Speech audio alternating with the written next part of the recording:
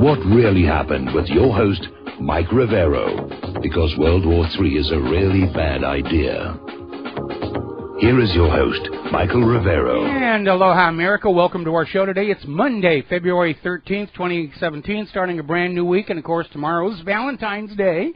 And if you've not made adequate preparations for your significant other, or others, as the case may be tomorrow, then you only have a few hours left to take care of that. Now then, again, we've got a lot of stuff to talk about today. The phone lines are open, 800-313-9443. Mike is in our control room, twiddling the dials, keeping us out of trouble, ready to answer the phone when you call on in. I want to start off today talking about the situation at the Oroville Dam, because it was amazing when that main spillway began to fall apart. Everybody said, oh, no problem, no problem, no problem. Then they made a big deal about getting the fish out of the way, and it's okay, everybody can relax. And then all of a sudden, at the point where they thought a collapse was only an hour away, they finally ordered the evacuations, and they've evacuated almost 200,000 people, setting up all these centers in neighboring cities and high ground to get these people to. And at the moment, the water level in the reservoir, Lake Oroville, has declined to the point where no more water is going over that emergency spillway.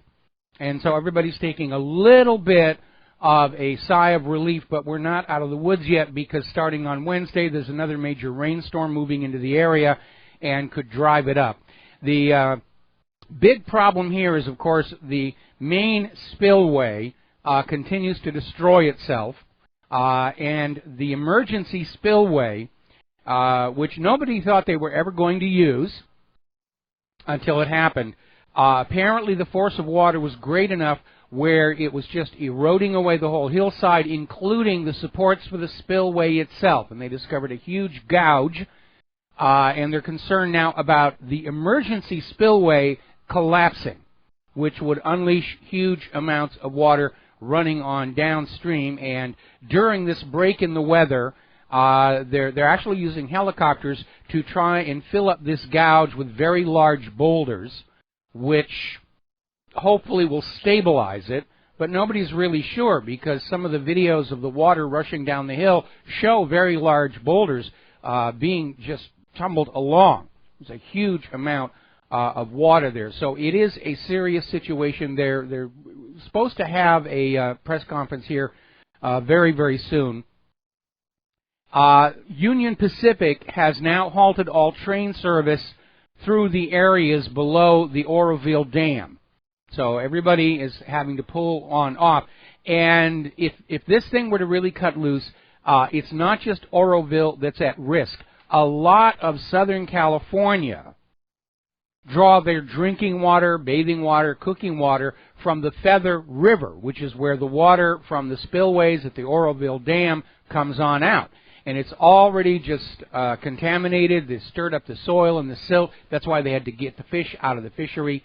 And the water could wind up almost unusable. So this is a very, very, very serious situation. Now, already the finger-pointing and CYA is underway, because apparently 12 years ago, experts were pointing out that that emergency spillway, which was made of earth, not concrete, was at risk of a collapse. And so now everybody's saying, oh, no, this was ridiculous, and we're not to blame for anything that's going on. And Governor Jerry Brown has declared a state of emergency, not just for the Oroville Dam, but all the other damage caused by the raging floodwaters. They've had entire highways washed on out, trains derailed, and everything. And now he's asking President Donald Trump for help from the Federal Emergency Management Agency. In other words, bring in money. And what a shame that the state of California spent all the California's taxpayers' monies on free stuff for the illegal immigrants instead of making sure the infrastructure was being properly maintained. And I guess now that Governor Brown has his hand out to Washington, D.C., all that talk about California seceding from the United States, I guess, is on hold for the foreseeable future. Let's grab a phone call here. Bob in Las Vegas. Aloha. Welcome to the show. What's on your mind? Mike. I wanted to go back to something you said last week about Maxine Waters and Nancy Pelosi. I think you paid a compliment to Maxine Waters by saying that she was suffering from dementia. I mean, this woman is not suffering from dementia. She's just plain stupid. She doesn't know the difference between Crimea and Korea. So by saying she's suffering from dementia, you're paying her a very nice compliment. Well, and then I take it all back. Okay. Mike, on the petrodollar, I'm a little confused. I mean, there's this talk about Iran, the threat that they've made, I think March 21st, they're not going to sell their oil for dollars.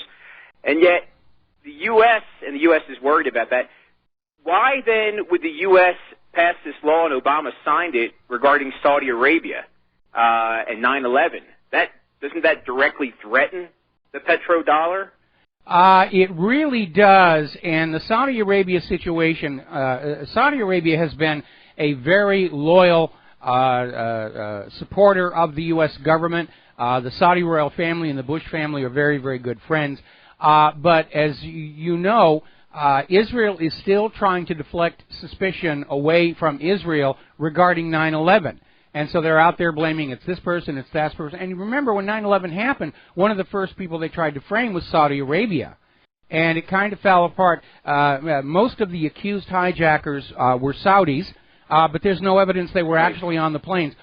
Some of them turned up alive after 9/11 was over. One of them is actually a pilot for the Saudi National Airlines who sued the United States for defamation and won, not really reported in American corporate media there.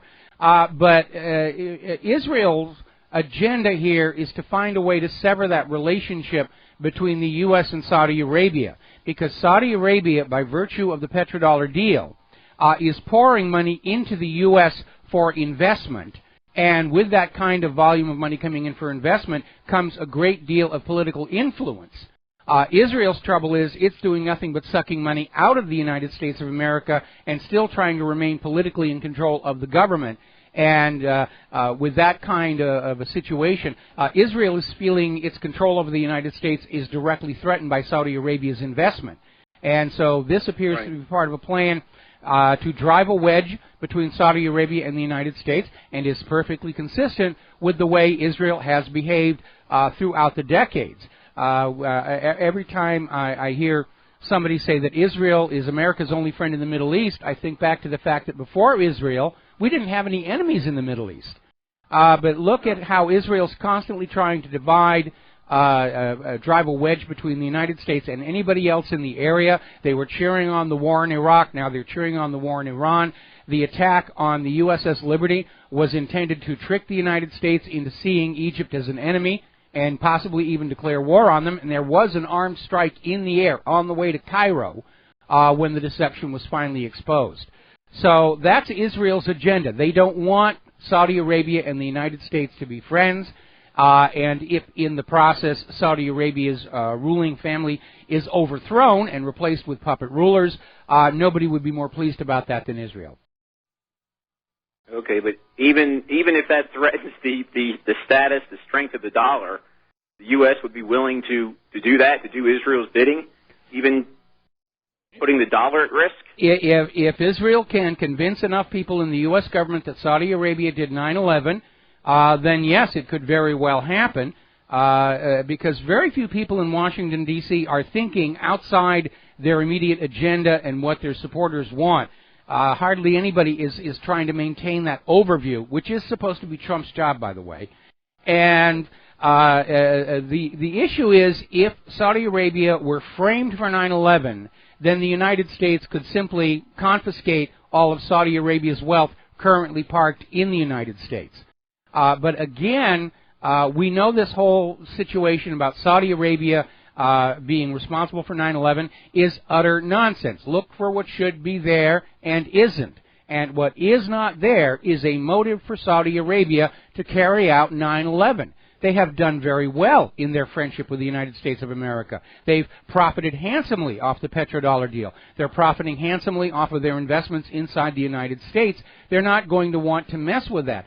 And if by some chance Saudi Arabia wanted to harm the United States of America, they don't need to crash airplanes into skyscrapers to do it. All they have to do is start asking for their money back every time one of these contracts comes due, refuse to roll it over, demand the repatriation of their wealth to Saudi Arabia, and the U.S. economy would crumble. So framing Saudi Arabia for 9/11 would give the U.S. government the excuse to freeze all of Saudi assets inside the United States and basically steal them, for lack of a better word. Oh, finally, Mike. Oh, it was good to see Claire in the executive chair on Friday. She once again spoke about Yemen. But what is this Yemen? I mean, you talk about wars of resources. Yemen is resource poor. It's the poorest country in the Middle East. What's the war all about? Is it just a flex of muscle by the Sunnis?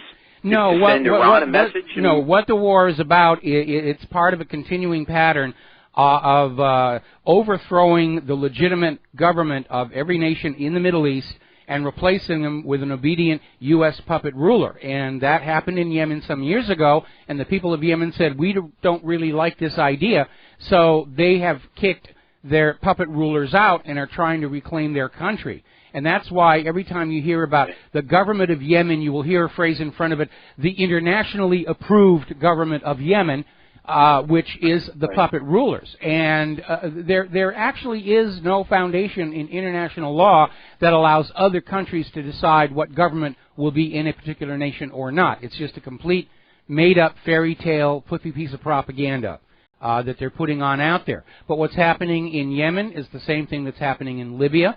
It is a population trying to kick out an imposed puppet junta and regain control of their own nation. And the United States at this point dares not let any of their conquered provinces break free because that will give all the other conquered provinces bad ideas. Okay. Thank you, Mike. Thanks for clearing that up. All right. Thank you very much for the phone call. We're going to do a quick shout-out to our on-air affiliates who are just now rejoining our network. Now, we're beginning to see a big pushback against these anti-Trump protesters, as we've been seeing with the video coming out of Portland, Oregon. Every time the police take them down, everybody's cheering. Everybody's sick and tired of all these whiners and crybabies. And they may have stepped over a line because up in Washington State, there was a horrendous traffic jam caused by a bunch of these anti-Trump protesters. And where it really got ugly was where this Interstate 5 was going around a tight curve. People coming up on the curve couldn't see that traffic had stopped on the far side of the curve, resulted in a big truck rollover, victim hospitalized, injured, and it's like I said before, for a color revolution to work, they have to have the public's sympathy and support of the general population, and they're not getting it. Everything they do just makes them look worse and worse in the eyes of the general population. This attempt at a color revolution in the United States is going to fail exactly the same way as Iran 2009 fell apart. Now, this point, and I don't know why this is still around. Okay. Before I get into this, I'm just looking at the Fox News feed, and basically the senior advisor to President Trump is out there saying there are, in fact, massive numbers of non-citizens registered to vote in the U.S. I wanted to get that on out there because the corporate media is still out there trying to say, oh, there's no election fraud. The election was honest. Hillary won the popular vote. She should be empress, blah, blah, blah, blah, blah. Now, the other thing the corporate media is still trying to make a big deal about is that Donald Trump's national security advisor, Michael Flynn, met with Russia's ambassador to the United States before Trump was actually sworn in as president. And they're out there trying to claim that, first of all, they discussed the lifting of sanctions and that it would be technically illegal under the Logan Act at that point. But it really hinges on they could talk about the sanctions as long as no deal was made. If a deal was made, then it's a violation of the Logan Act. But First Amendment, they're allowed to talk about anything they want. Now, both Flynn and Russia's ambassador to the United States are saying there was no talk about the sanctions whatsoever, but this is being pushed on out there to try and attack Michael Flynn and force him to come on down. And what's really interesting is these stories about Flynn and the ambassador violating the Logan Act emerged from the Washington Compost and the New York Slimes, which means at this point there's probably nothing to back it up. But the Trump administration and the government of Russia are saying it did not happen at all. Now, apparently over at the National Security Council, staffers are trying to retroactively purge their social media of any posts critical of the president. They're concerned about reprisals. I think it puts a poor face on the government when the people who are in those offices are dissing the president, but at the same time, if it's social media on their own time, the First Amendment protection of freedom of speech does apply. But it is tacky to be doing that here. Now, the other week we were talking about rumors of a coming major shakeup within the White House itself, and possibly including that chief of staff, because apparently Donald Trump is very unhappy at how many neocons and how many war hawks are somehow managing to infiltrate, worm their way into the White House staff, and we're seeing yet another confirmation today from governmentslaves.info that Reince Priebus may be on his way out as chief of staff. And that is a very, very powerful position. I think Trump picked him for that position in order to cement relations or repair relations with the GOP for the 2020 election.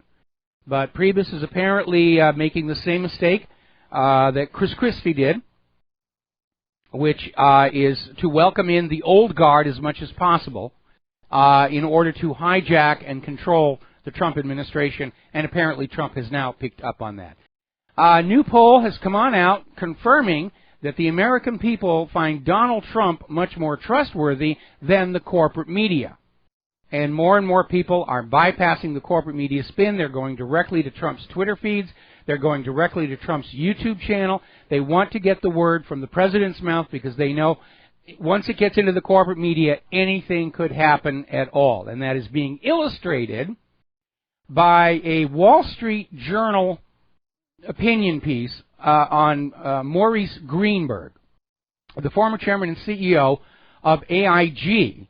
And they're out there saying that last Friday's settlement with New York State Attorney General Eric Schneiderman represented a vindication that Maurice Greenberg hadn't really done anything, which is not at all what it means. And the Wall Street Journal apparently has a bad case of brain fog. They're trying to rehabilitate the reputation of Greenberg. And if you read the actual statements coming out of the New York State Attorney, his office, it's very obvious. It's not a vindication or an exoneration of anybody. They're saying these crimes were committed. This is the agreed upon settlement going on. All right, let's turn our attention to the war zones. Boy, Fox is spending a lot of time on vote fraud. And, you know, the deniers are out there. Oh, there's no such thing as election fraud. But we need an open, transparent election system. And that's going to be one of my major focuses going into the future. Now, over in Syria, Al-Qaeda is trying to attack Daraa. Syrian government forces have prevailed on ISIS near Al-Bab. So it's still going on back and forth. But at this point, it's only a matter of time. Very clearly, the U.S.-backed terrorists are on the run here. Now, as you know, last week we had an updated version of Assad is gassing his own people, Saddam has nuclear weapons, Gaddafi is tap dancing barefoot on shag carpeting, and he's abusing his camels, or whatever else they're going to say, where Amnesty International came out with this report claiming to confirm or corroborate claims that there was a secret prison in Syria where 13,000 people had been tortured and executed. And it is a load of nonsense. It's clearly written to be provocative and cause trouble and provoke a war. And you need to remember, Amnesty International also corroborated that story about how Iraqi soldiers were stealing incubators from Kuwait and leaving the babies to die on the cold floor. And we know that one was a complete fabrication. We'll be right back. Aloha, America. Welcome back to the show here. And we're talking about Amnesty International coming out with this report that was reported in the American corporate media, and even the corporate media weren't happy with it. In Amnesty International, they put 13,000 was the upper limit of people they thought had been tortured and executed. The lower limit was 5,000, and the corporate media said at least 13,000, so they're even trying to inflate the numbers there. And as I said before, Amnesty International also came out with a report where they claimed to corroborate that story, that Iraq soldiers were stealing incubators from Kuwait and leaving the babies to die on the cold floor, and that was an absolute, complete fraud. It was a piece of propaganda crafted by Hill and Knowlton, Public Relations. The young lady who claimed to be a nurse was actually the daughter of the Kuwait ambassador. The whole thing was a fake, and Amnesty International put their imprimatur on it. Now, Russia is saying that Amnesty International did this, making claims of fake atrocities, trying to derail the Syrian peace talks. Because the United States does not want the peace talks to move forward because it's not going to result in the Syria they want, which is Assad is out and their puppet ruler is in. And also, if they could get traction on this nonsensical report, it would justify sending boots on the ground into Syria, which is something else the United States would like to do. Now, as I mentioned before, there are indications that this conflict in Syria is all but over, and a really strong indicator of that is the Syrian government has announced they're ready to talk about prisoner swaps with the rebels, which is something you generally start doing when you're near the end of a conflict. So, now then, I am really sorry to see this happening, but apparently on Russia has released some drone footage showing the current state of some ancient preserved, well, they're not preserved anymore, ancient sites in Palmyra, in particular a Roman theater called a proscenium and a tetrapylon. Now, these date back to 270 A.D., and they have just been destroyed. And you kind of wonder why ISIS would waste the explosives to do that.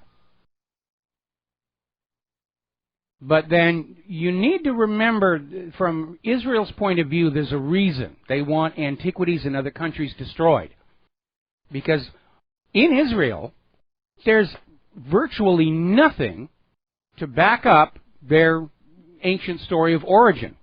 There's nothing about, nothing archaeological that supports the kingdoms of David and Solomon, or even the first temple. The few artifacts that have been put out there have been revealed to be fakes, such as the temple staff pomegranate and the Jehoash tablet. You go into any other country on that part of earth, you can't take 3 steps without tripping over hard archaeological evidence of their ancient history. I mean, take a look at Egypt, and estimates are they've only basically recovered 1/3 of what's there to be found. A lot of people are starting to use Google Earth to just scan over vast areas of Egyptian desert, and they're starting to spot things that look like the remains of forgotten cities, temples, and so forth. Israel doesn't have that, and Israel very much would like to level the playing field, as it were, so that people can't say, look, all these other countries have got all this archaeological evidence of their ancient history. Israel, there's nothing. There's absolutely nothing. Interestingly enough, Jean-Claude Juncker, who's the president of the European Commission, has just sent over 600 million euros to the Kiev regime. He's taking the European taxpayers' money and he's sending it to Poroshenko in order to fund further military provocation toward the east. And the Europeans are upset. I would be too. We'll be right back. And aloha, America. Welcome back to the show. We're going to go to the phones. Dustin in New Jersey. Aloha, Dustin. Welcome to the show. What's on your mind? Hi, Mike. Yeah, on Libya, Mike, people, I just want, if you got new listeners, people need to check out Gaddafi's water project. Yes. That was amazing. You know, I mean, the guy lived in a tent. He had free health care for his people, free university for his people, and yeah, he got set up by the British. I think the NATO basically set him up to kill him, to get him out of there, so they can use that place as a launching pad into Syria. It's a beachhead. It was a beachhead. Yeah, it absolutely is. Well, you know, Gaddafi was doing all these wonderful things for Libya, but what really put him on the top of the special high-interest targets list was shutting down the privately owned central bank and replacing it with a state bank to run the Libyan public currency as a public utility. Then he invented a new value-based currency, the gold dinar, and made it available for trade across Africa. And everybody said, oh, yeah, we'd rather use a currency for trade that isn't accruing interest to some banker somewhere. And if you've ever read All Wars Are Banker Wars, you know that the private central bankers are absolutely dead set against any people or any nation simply making its own money for internal use. And they will assassinate leaders, have assassinated leaders, started wars to maintain the human population in its servitude and enslavement to private central banking. And it's been going on for 300 years now. That's another thing, though, you just said. It was the richest country in Africa. It's not in the Middle East. A lot of people just don't know that, you know? Yes. But, Mike, on Syria, it's the same thing. Assad, free university. Yes. Free health care. Yet, and remember that picture of John Kerry having dinner with him and his wife? John Kerry and his wife, and Assad and his wife. But yet, this is how they backstab. These people are backstabbers, you know? They don't care about nobody. Well, you see, here's the thing. Right now, the world is trending toward serious fascism, and ultimately the New World Order is intended to be a fascistic system.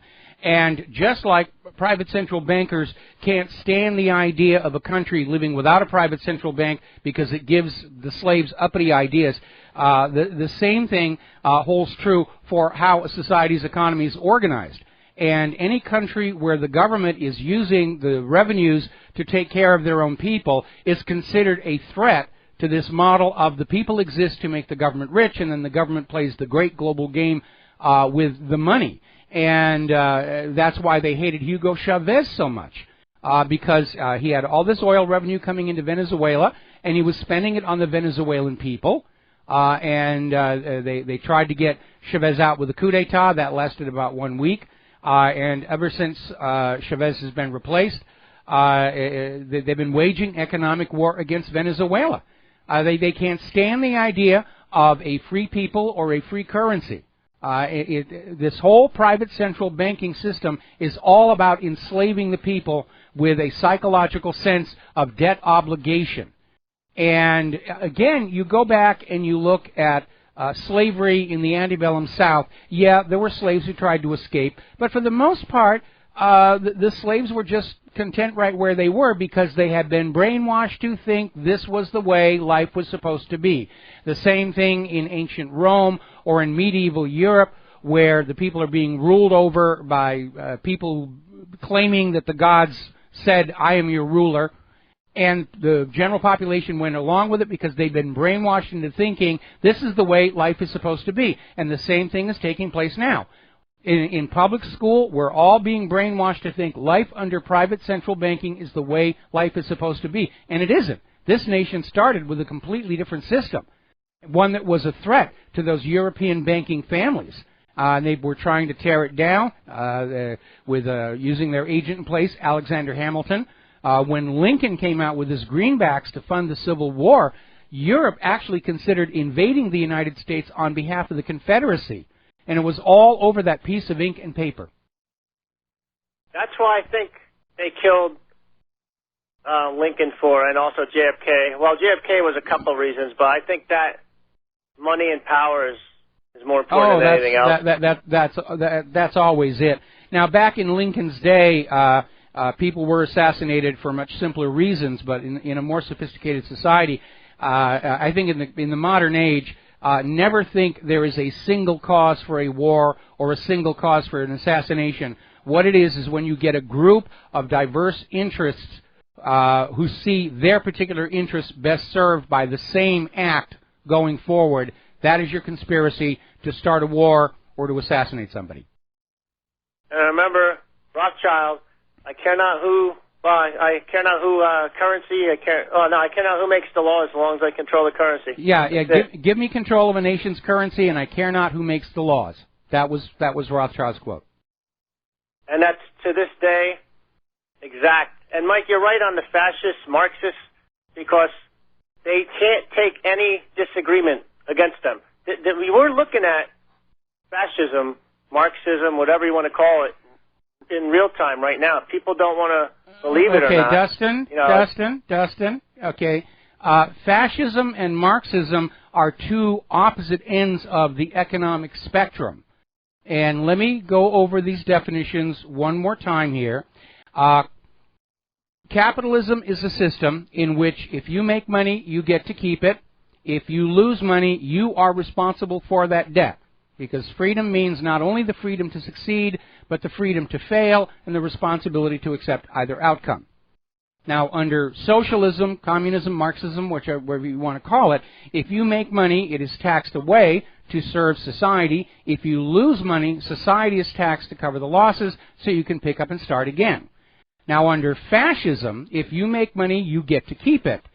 And only if you lose money is society taxed to cover the losses. And we have been seeing that manifesting in the United States going way back. It was certainly very obvious following the collapse of the mortgage-backed security fraud in 2008, where the government's answer to all of this was take trillions of dollars away from the American people and give it to the bankers so the bankers could loan it back to the American people at interest. And it was a great deal for the bankers and lousy for the American people, and it didn't really fix anything, because those financial manipulators just kept on playing the same games.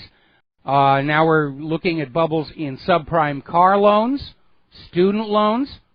As long as they're allowed to get rich quick off of these schemes and then dump the losses on the general population, they're going to keep on doing it. There's no reason for them to stop.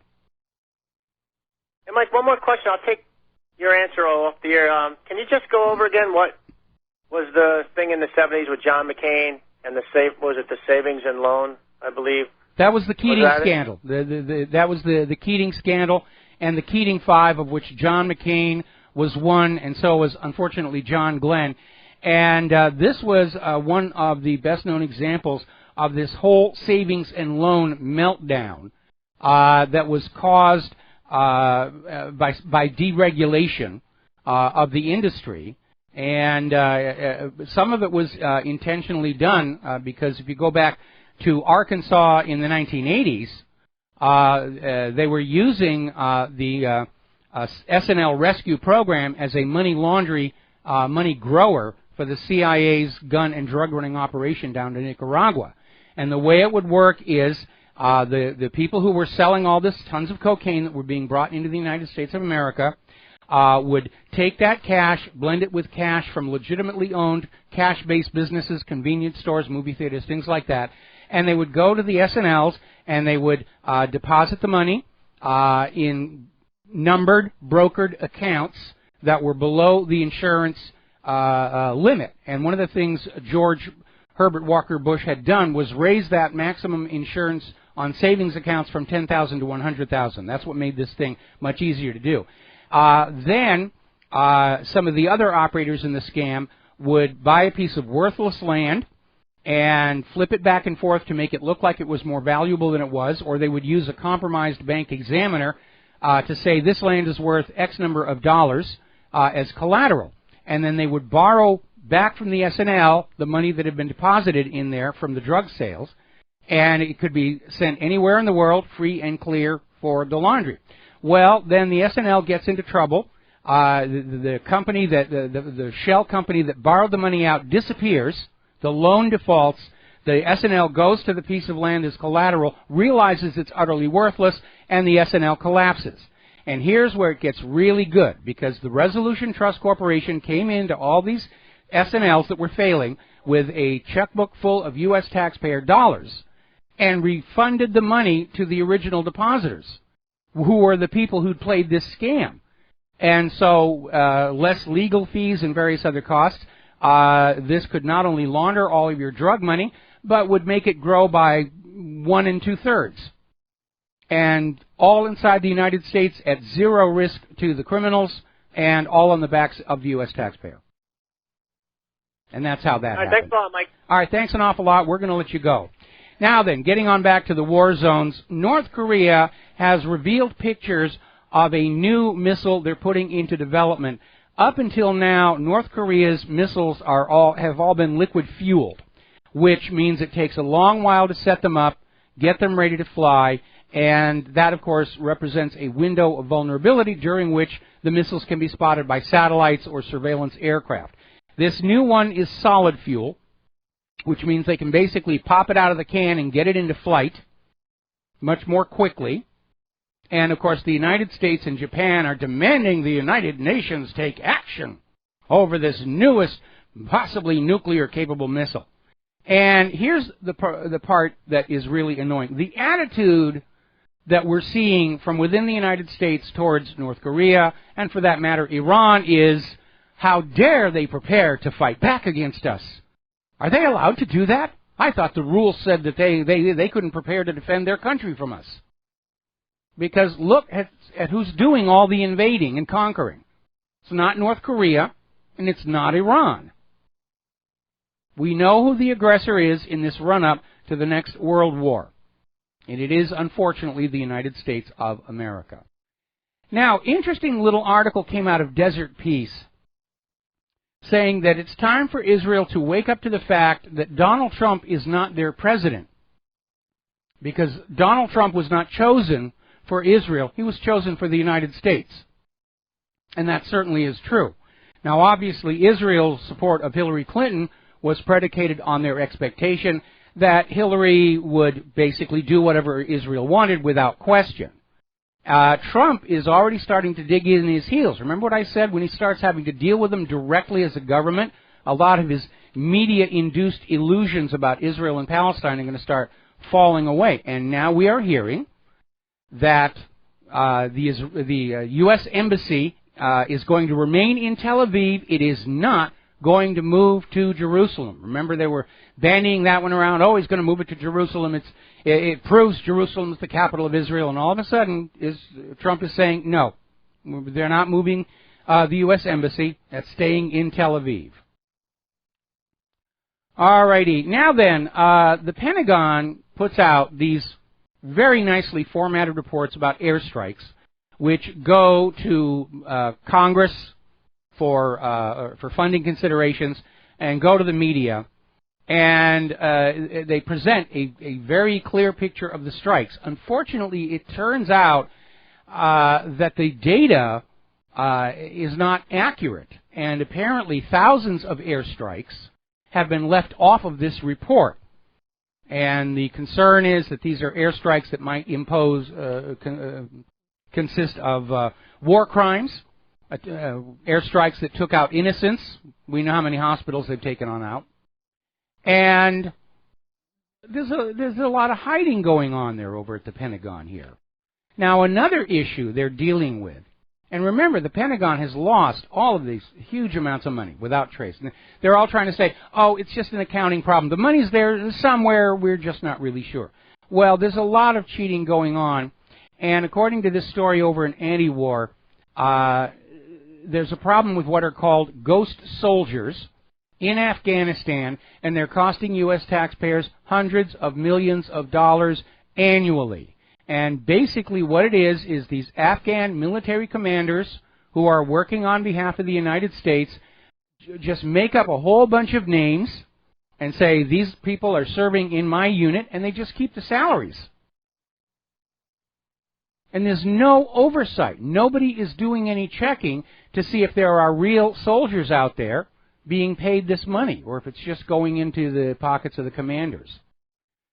Now, we have been talking about the deplorable state of military hardware. The latest U.S. aircraft carrier, the Gerald R. Ford, they're now grudgingly admitting it may never actually be usable in real combat. Legion of problems with the F-35, F-22, Freedom and Independence class littoral combat ships, the stealth destroyer, the Zumwalt, all of these problems going on. And they're not confined just to the United States. because apparently over in Great Britain, they found a serious crack in the reactor of one of their Trafalgar submarines, the HMS Trenchant. And they're looking at this and saying that this fracture appears to be an irreparable generic fault. In other words, all the other submarines have this problem. And so as of right now, half of the Royal Navy's fast attack submarines have to be kept at the dock.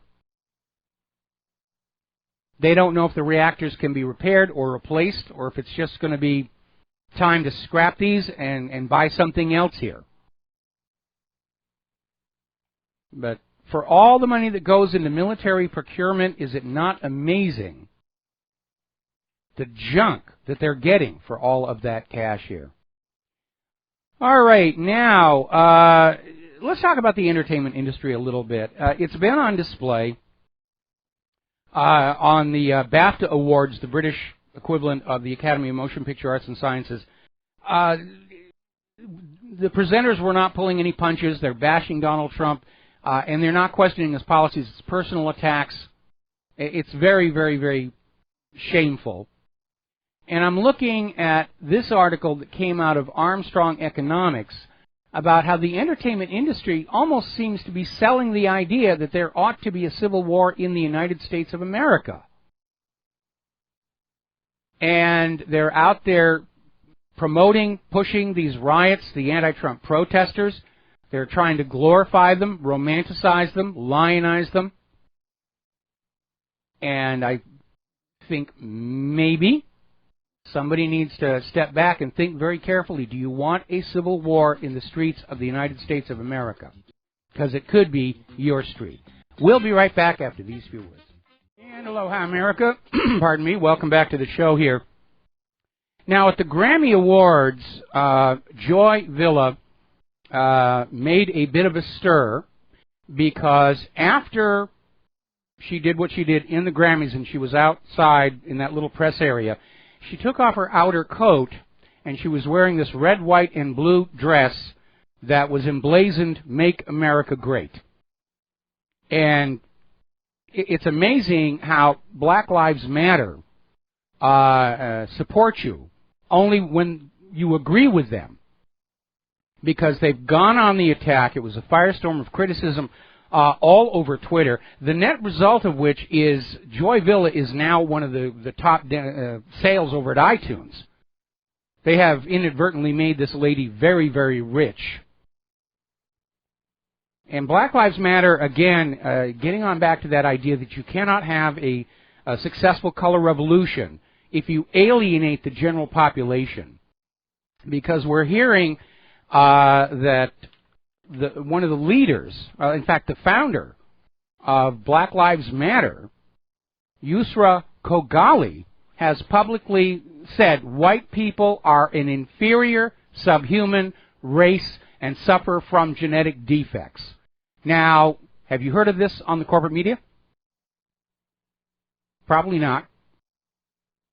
But can you imagine some person who's founder or affiliated with a whites group getting on out and saying black people are inferior?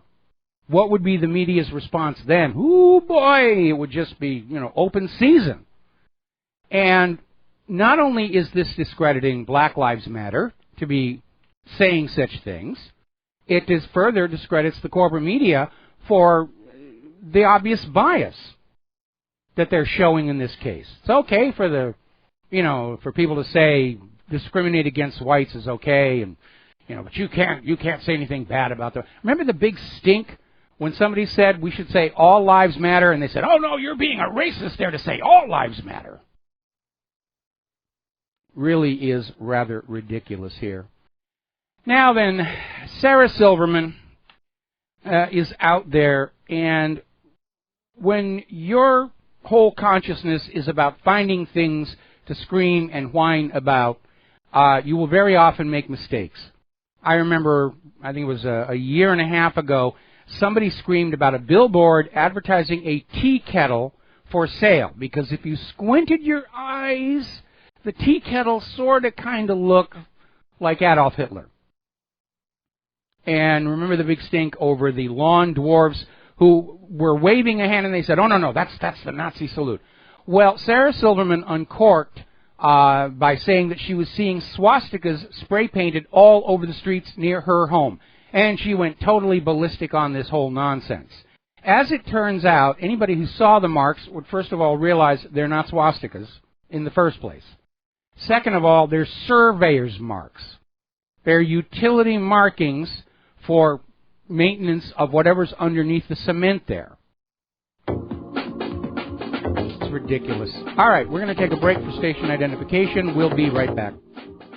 And aloha, America. Welcome back to the show. Now, getting on back to those Royal Navy submarines. It turns out that one of the best-known U.S. military aircraft are having their own problems. And apparently nearly two-thirds of the U.S. Navy's FA-18 strike fighter jets are currently unable to fly, grounded due to repair delays or because they were awaiting spare parts. And we've all seen the FA-18 on the movie Independence Day. It's like that was the only aircraft the United States owned because they kept using that same model and over again. I remember a while back seeing a documentary on the Blue Angels where, I mean, they are amazing. There's no question about it. And the documentary spent a great deal of time talking about how difficult it was to keep those aircraft flying because parts for some of these aircraft are very hard to find. It's an older model. And given its history and its ability, I think it would be a lot less expensive to simply rebuild the supply chain for parts than to just throw them all away and come up with a whole new aircraft, especially given our most recent efforts like the F-35. Somebody had put out a story a little while ago about how Trump and Bannon were considering firing Michael Flynn over this supposed Russiagate thing, and it turns out that story is just more fake news because Kellyanne Conway has just come on out and said that Donald Trump has full confidence in National Security Advisor Michael Flynn, so that issue is hopefully going to go away very, very quickly. Let's take a phone call now. Tom in Florida. Aloha. Welcome to the show. What's on your mind? Good day, Michael. A long time not hear from you, but yeah, Michael, I just want to talk about Donald Trump's not even been president 1 month. He's done more than I can remember 6 presidents doing. Jeff Sessions not even been Attorney General a week, and you can already see what's going to happen, how this country is going to get straightened out. And fantastic to see him standing there with the portrait of Andrew Jackson in the Oval Office with Trump and Sessions and Jackson. I thought that was mesmerizing. But getting back to you're talking about Sarah Silver Schmuck or whatever she is, a schmuck, and all these other schmucks that won Holly Weird. It's unbelievable to me that they are only 2-3%, Michael, and they have all this power in Holly Weird. I mean, I know about Metro Goldwyn Mayer and all that, but how these Zionists are just completely left. And it's all run by Soros. Well, Michael, no, it's not. It's not all run by Soros. First of all, you need to understand that anytime Israel is getting ready to attack somebody, and they're attacking Gaza again already, they will have their assets around the world remind everybody of the Holocaust and World War II, and Nazis are still real, and we must all support Israel against the Nazis. And that's why Sarah Silverman was out there. I mean, she's literally walking down the street saying, I got to find something that looks like a swastika. Oh, they're on the ground. And she went for it and embarrassed herself. But the other issue is you need to remember the early history of motion pictures, where after Edison invented the motion picture camera and he had his own little studio, it was this shack that was on a giant turntable so it could always face the sun. It was called the Black Maria. And there were people who realized this was going to be a hugely profitable industry. And they started basically just copying off Edison's camera systems without paying royalties on it. And Edison tried to set up a patents company to say, if you're going to be in the movie business, you owe me, royalties, rentals on the movie cameras themselves. And most of these early producers in New York, New Jersey, had grown rich in the fur trade. And what they did was they decided that they didn't want to have to pay for the use of the movie cameras, so they decided to relocate out to the other side of the country. And C.B. DeMille was given the job of finding a new home for motion pictures. He almost settled in Arizona, and then he rode the train out to the West Coast to what was then this little orchard area selling fruits and vegetables called Hollywood. And that's why filmmaking moved to Hollywood, to get away from Edison's lawyers, along with the plus that they were not all that far from the border with Mexico if those lawyers ever showed up. That's how Hollywood got built. Michael?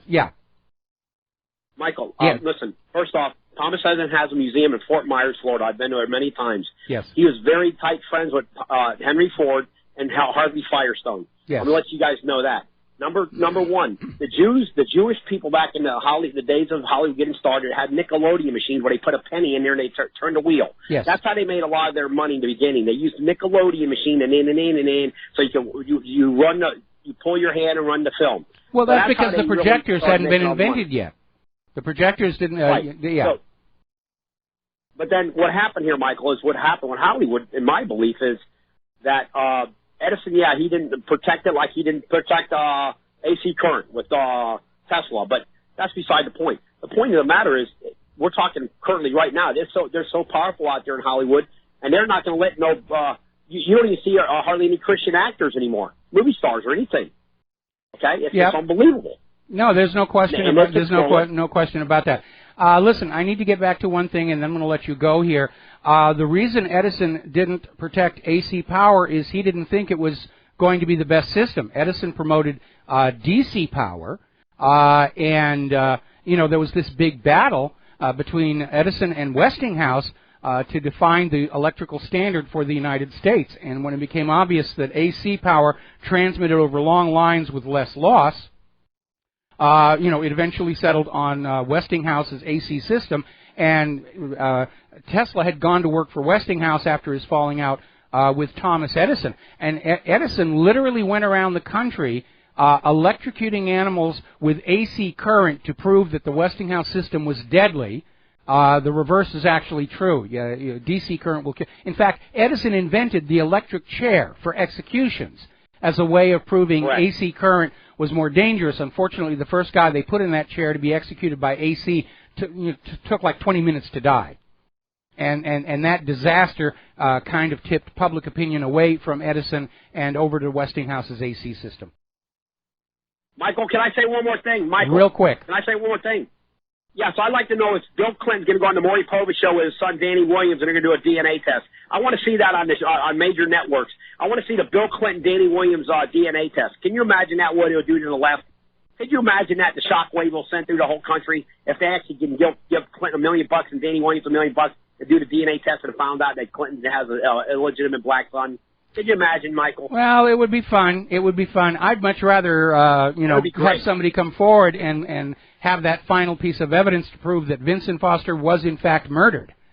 Because the Clintons destroyed Claire and my life over that whole issue 23 going on 24 years ago now.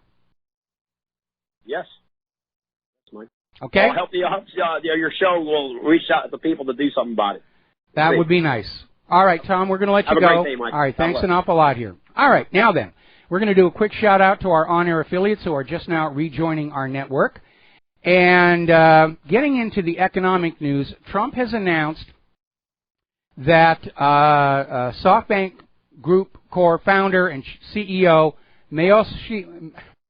Masayoshi Son is meeting with Donald Trump, and the Japanese telecommunications company is going to invest $50 billion in the United States, which includes plans to create 50,000 new high-paying jobs, jobs that require skills, jobs that require education, which they're not getting under Common Core, but there's always trade school here. Now, over in Switzerland, Switzerland has attracted a lot of corporate investment by having very low taxes for multinational corporations. And the result of the low taxation is corporations go into Switzerland, they set up companies, they employ people. It actually works very well. The amount of taxation versus the economic health of a nation follows this curve where the more economic activity you have, the more tax revenues collect on the existing tax rates. But government gets greedy, they start raising the tax rates, and it starts driving business away. And they can actually do a lot more harm than good. Remember Reagan's big tax cut? And everybody said, oh, it's going to bankrupt the government. It'll be, oh, the Democrats were just crying intensely over that.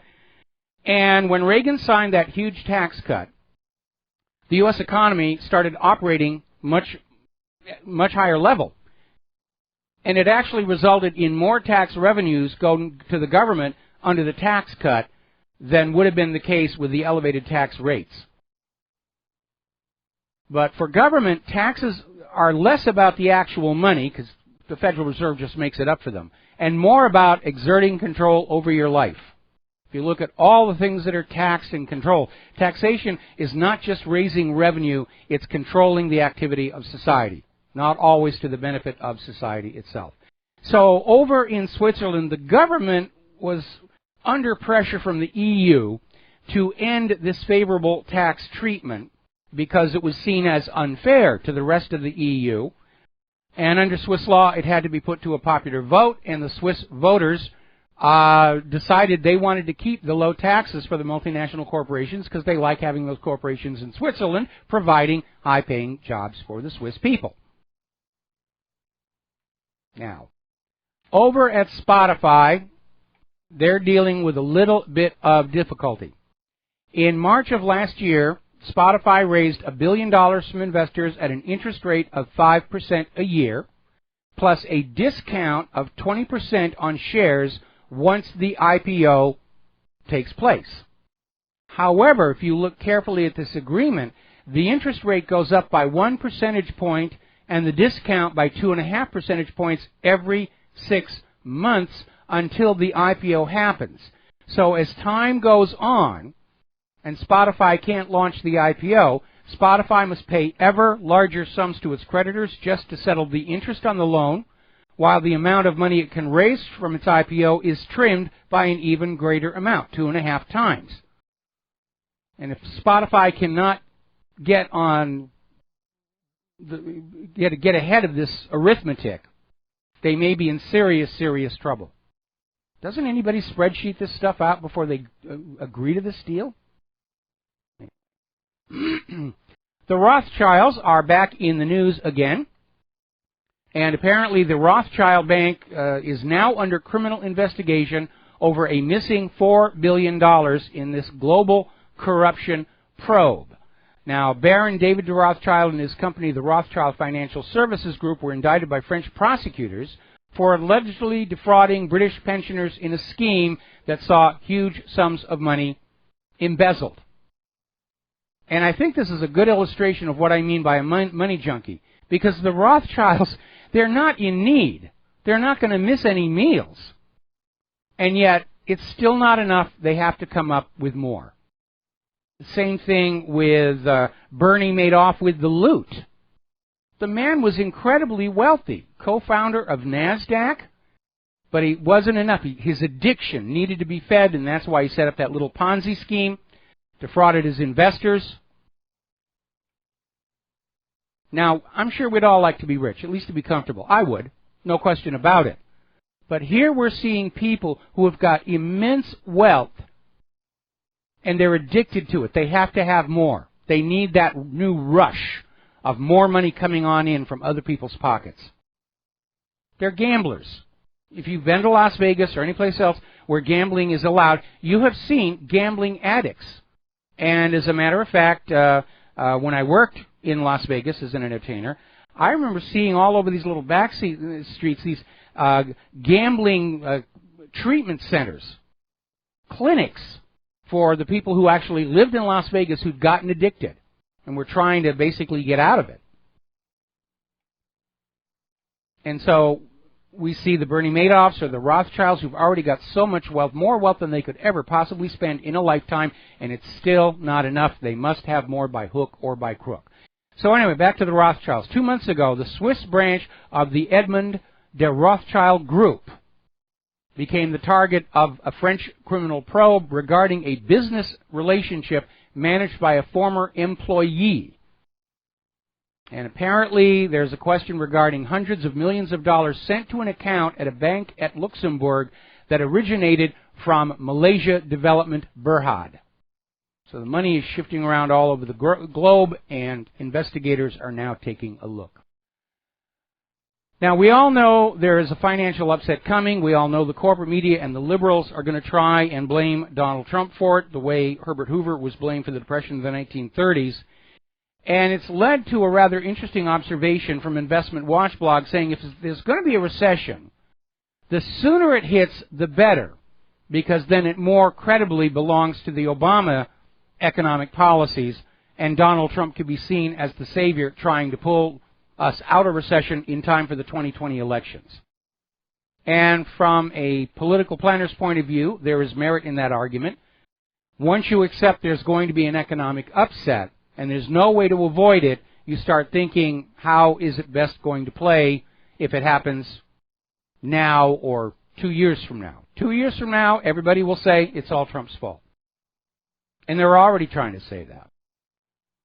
But even before the inauguration, we were getting all over the corporate media that Obama is leaving the economy in a wonderful condition. We've had a full recovery, and we know it's all a lie. We know that the interest rate growth is fudged. We know the unemployment numbers are fudged. We know the plunge protection team is still out there propping up the stock market to keep people from emptying their portfolios and going into silver and gold. But that's what the corporate media is going to sell you, that when it all implodes because of policies that have been in effect for the last 30 years, it's all going to be blamed on Donald Trump.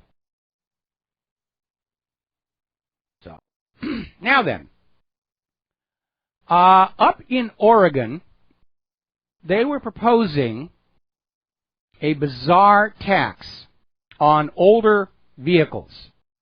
And this bill proposed would have required owners of vehicles 20 years old or more to pay a $1,000 tax every 5 years. And the revenue generated would have gone to the state highway fund, or at least that's what they're saying. Supposedly gas and tire taxes and motor vehicle violation fines are supposed to go to that highway fund. Now, the bill has died because, with the exception of people who are rich enough to own and maintain classic cars, the burden of this tax bill falls on the poor. People who can't afford to buy a new car. I'm one of them. I'm driving a 17-year-old Honda. In 3 years, I would be liable for this $1,000 bill from the Oregon tax authorities. If I had $1,000, I'd be getting a newer car. And so, basically, this is a bill that punishes people who can't afford a new car, while the people who just bought a brand new Lexus get to just drive right on by. And I'm glad that they killed it. It was a dumb, dumb idea. Okay, retailer Gander Mountain may be headed for bankruptcy. They're closing 160 of their stores. Noodles and Company are going to close 55 of their stores. They've just announced their 6th consecutive quarter of decline. People don't have the money to go to restaurants anymore. People are cooking at home now, both for economic reasons and because they want to try and find organic, natural food to eat and stay away from all the chemicals here. MyFit Foods has abruptly announced the closing of all their stores nationwide. It's all locking up because all the money is concentrated at the very top. Now, if you are on an Obamacare-compliant health insurance policy, and most of us are, your premiums are probably going to go up as much as 40% next year. 40%. I don't even want to tell you what I'm paying for my Obamacare-compliant health insurance. And I really can't afford to pay any more than I already am. Now then, do you remember the Obama phone? The Lifeline program where everybody gets a phone at taxpayer expense, riddled with fraud. Apparently the new head of the FCC has that program in their sights. The free phones are going to go away. And I think that's a really good idea. It was just an outright pander, and a lot of those phones got used for criminal activity. We'll be right back. And aloha, America. Welcome back to the show here. The Royal Bank of Scotland has announced they're going to be cutting 15,000 jobs. And I know it's a wonderful thing when Trump can come in and announce some foreign corporations coming on in. They're going to invest billions of dollars, and they're going to create so many thousands of jobs. Unfortunately, as fast as Trump is trying to create new jobs, existing jobs are just going away. The whole system is locking up for a very, very simple reason.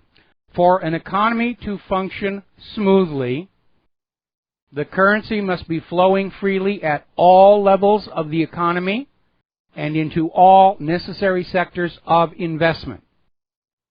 When the system is gamed to suck all the wealth of the nation up and put it in the pockets of the 1/10 of 1% at the very, very top, there's nothing left for the economy to operate on. Oh, sure, they'll be willing to loan you more money at interest, but that's not a solution. That accelerates the problem. Now, Tokyo, as you know, is going to host the 2020 Olympic Games, and they've come up with a rather clever idea. They are asking the Japanese public to donate their old cell phones and small appliances, tablets, whatever, and they're going to basically recycle the gold out of them. A lot of people don't realize how much gold is used in the manufacture of these electronic devices. It's one of the reasons we have these areas of the world where they buy up computer scrap and they render it down to recover the metals. And it's a very, very toxic environment. The working conditions are terrible, but there is enough money in there to make it profitable for those who are doing that. So Tokyo is going to take all these phones and appliances, and they're going to render them down for the gold necessary for their gold medals. And they're hoping that they're also going to be able to recover bronze and silver, which are not used as much in electronics. But they're doing it to emphasize the idea of sustainability and reducing the costs. Now, this gets us back to a topic I like to touch on from time to time. It's called planned obsolescence. And it's rather amazing to see all these people who claim to love the environment as long as we're talking about a carbon tax. And they won't even address the issue of how planned obsolescence, the making of products designed to fail after just a few years, is raping the environment. Because the model is you go on out and you dig up raw materials, you process them into this year's fashion statement must-have gizmo. It's used for a few years and then thrown away to make way for the next update, the next whiz-bang. And it is very, very wasteful of our natural resources, and none of the environmental activists seem to want to address this particular issue. It's always human-caused global warming, and because that's the agenda, get you to submit to another tax. They're not really concerned with the environment.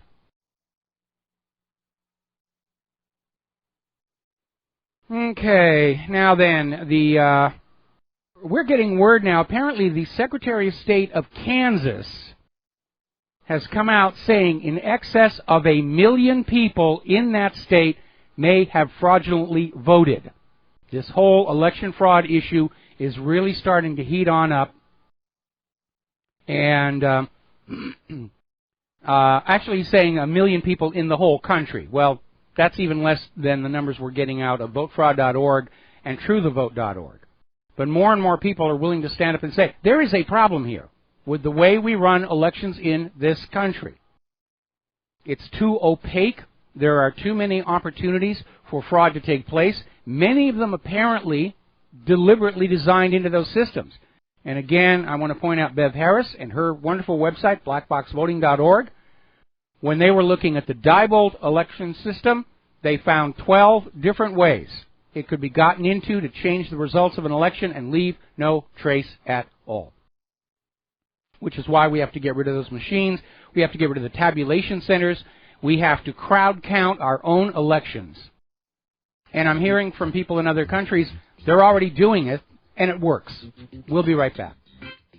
And aloha, America. Welcome back to our show here. And we're going to talk a little bit about immigration, the refugee crisis. We're still seeing the war of words going on over Donald Trump's temporary moratorium for travel from 7 specific countries. 7 specific countries that were actually chosen by George W. Bush and Barack Obama. And the corporate media is still out there trying to push it's a Muslim ban, it's a Muslim ban, it's discrimination, it's attacking their religion. And the executive order does not say anything about Muslims. And the reality is, if you are coming from one of those countries, it doesn't matter if you're Muslim, Christian, Jewish, atheist, Pastafarian, or Scientologist, you're going to have the same exact degree of difficulty getting into the United States of America. Now, at this point, it's becoming very obvious that the original judge who issued the stay was not only ignorant of the Title VIII, the Title VIII provisions granting President Trump the authority to restrict certain classes of aliens, which had been used by Barack Obama no less than 9 times. The judge also lied because in his decision he said nobody from these 7 countries is suspected of being a terrorist, and now we find out that a lot of people arrested and charged with acts of terrorism did in fact come from those countries. So the question is, if a judge is lying in his decision, does that render the decision null and void? It ought to. We ought to have an updated version of Marbury versus Madison, that when a judge lies in his decision, it renders the decision automatically null and void. Story coming out of USA Politics today. They ran an online survey. Should America accept over 200,000 refugees in 2017? Yes only got 23 votes out of a total of 2,600. And that is the real measure of the American people's sympathies on this. Now, the president of Austria has gone on a rant saying that everybody who voted in favor of Brexit is thick and crazy, and you're just not very nice people. And when they get down to calling you names, you know you're on the verge of winning here. David McWilliams is advising Ireland to start creating and stockpiling their own internal currency in case of a euro breakup. Because if Marine Le Pen wins the French election, and it does look like she's going to do that, that might be the beginning of the euro breakup, and everybody's going to be going back to their own currencies. The common currency is going to be gone. They're going to have a heck of a mess cleaning up the refugee problem here. Now, Geert Wilders is responding to a comment from the Prime Minister of the Netherlands saying that MPs are not going to work with him if he wins the election, which looks like Geert will be dealing with the same bureaucratic inertia that Trump is having to deal with. And almost seem to think there's too much politics within the government. Politics is how you're supposed to get into the government. It shouldn't really be a factor. Speaking of Ireland, I just got an email from somebody in Ireland saying they got rid of the electronic voting machines. Every vote's counted by hand with a followable paper trail. See, everybody knows what the solution is. We just have to convince Americans that we need to go to that same system. There is no law that says we have to be told who won the election that same night or the following morning. When this nation was started, it could often take weeks for the voters to find out who won that election. There's no requirement we be informed instantaneously, especially with all the problems with those electronic voting machines. And now we're hearing that the Trump administration is now saying that they have been provided or are providing enormous evidence of vote fraud. And they're basically saying that in actuality, Donald Trump won the popular vote when you subtract out all the illegal immigrants who voted, all the people who voted twice, all the dead voters. This was probably the crookedest election in U.S. history. And we, the people, were able to overcome it. And now that we've done it, we've got to seize this opportunity to demand a complete revamping of the way elections are done. And we have to come up with a system that absolutely protects the integrity of the will of the American people in all future elections, and not just open us up to a global mob coming on in and voting themselves more bread and circuses at our expense. Now, Nigel Farage is having a little bit of a happy dance here, saying we've got the European Union on the run. Juncker has actually admitted Britain is more in control of the Brexit process than the EU is. And Jean-Claude Juncker is saying cracks are appearing in the European Union. And by the way, Juncker is not going to run for another term in office because he doesn't want to be in that center seat when it all starts coming apart. Meanwhile, Marine Le Pen is slamming the EU for bringing not only terrorism but massive unemployment into France with this ridiculous open borders refugee policy. It has been nothing but problems for everybody involved, and even the refugees aren't happy. They're not getting all the free goodies they were promised. A lot of them are finding winter in Europe far too cold. The cold winter is actually convincing a lot of these people to start heading back home here. Now, a while back, we were celebrating over the news that Donald Trump had formally withdrawn the United States of America from the Trans-Pacific Partnership negotiations. But like a vampire rising from its grave in the dark, the TPP is now being resold under a new name and a new brand, the Trade in Services Agreement. And it's more secretive and potentially more dangerous than TPP. Remember, both of these, TPP and TTIP, were being negotiated in secret. They didn't want ordinary people to know what was in there because they were afraid there would be a negative reaction, which is exactly what happened when the details leaked on out. Now, getting on back to Washington. Washington State Attorney General Bob Ferguson has said he will use every tool at his disposal to ensure that President Trump upholds the Constitution. And he was on ABC's This Week saying, "My job as Attorney General is to uphold the rule of law in this country. And I will use every tool I have as Attorney General to make sure the President follows the Constitution." All right, one more time for all the dullards out there at the Church of Liberalology. Title 8 U.S. Code Section 1182. Whenever the President finds that the entry of any aliens or any class of aliens into the United States would be detrimental to the interests of the United States, he may, by proclamation, and for such period as he shall deem necessary, suspend the entry of all aliens or any class of aliens as immigrants or non-immigrants, or impose on the entry of aliens any restrictions he may deem to be appropriate. And it goes on from there with more authority to the Attorney General. Now, I dare that Attorney General of Washington State to show me where in the Constitution that non-citizens in foreign countries have any right to come to the United States without restriction.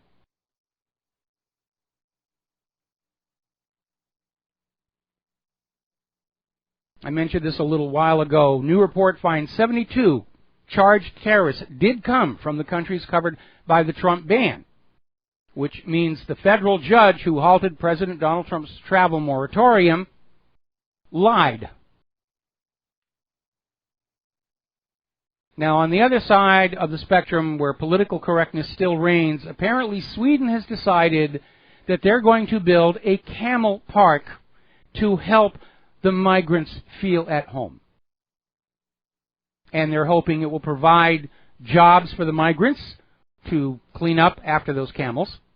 The plans have been slammed as racist and absurd. And they are.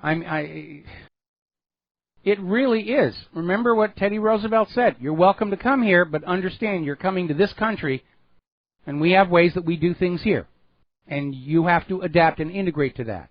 You don't come into our country and then start screaming about how you want it to be changed to that country you just ran away from. And there's the real absurdity in it all.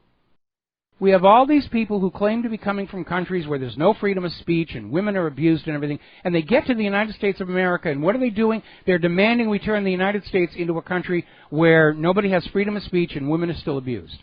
Why does that make any sense whatsoever? Following on with that poll that I just mentioned about people in America just saying no more of the refugees. Story coming out of Russia Today. Majority of Europeans want Trump-style clamp down on immigration. Chatham House released a poll showing the majority of people in 10 EU countries would support an immigration ban on Muslim-majority countries. Now, little point of clarification. Donald Trump has not imposed a permanent ban. It's a moratorium for 90 days while improved vetting procedures are set up. Only in the minds of the corporate media and the snowflake buttercup liberalologists is this a ban on Muslims. Now, story coming out of girlsjustwannahaveguns.com. I love that name, by the way.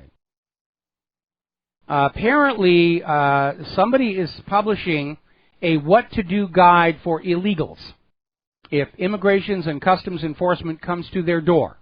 It's an instruction manual on how you should respond.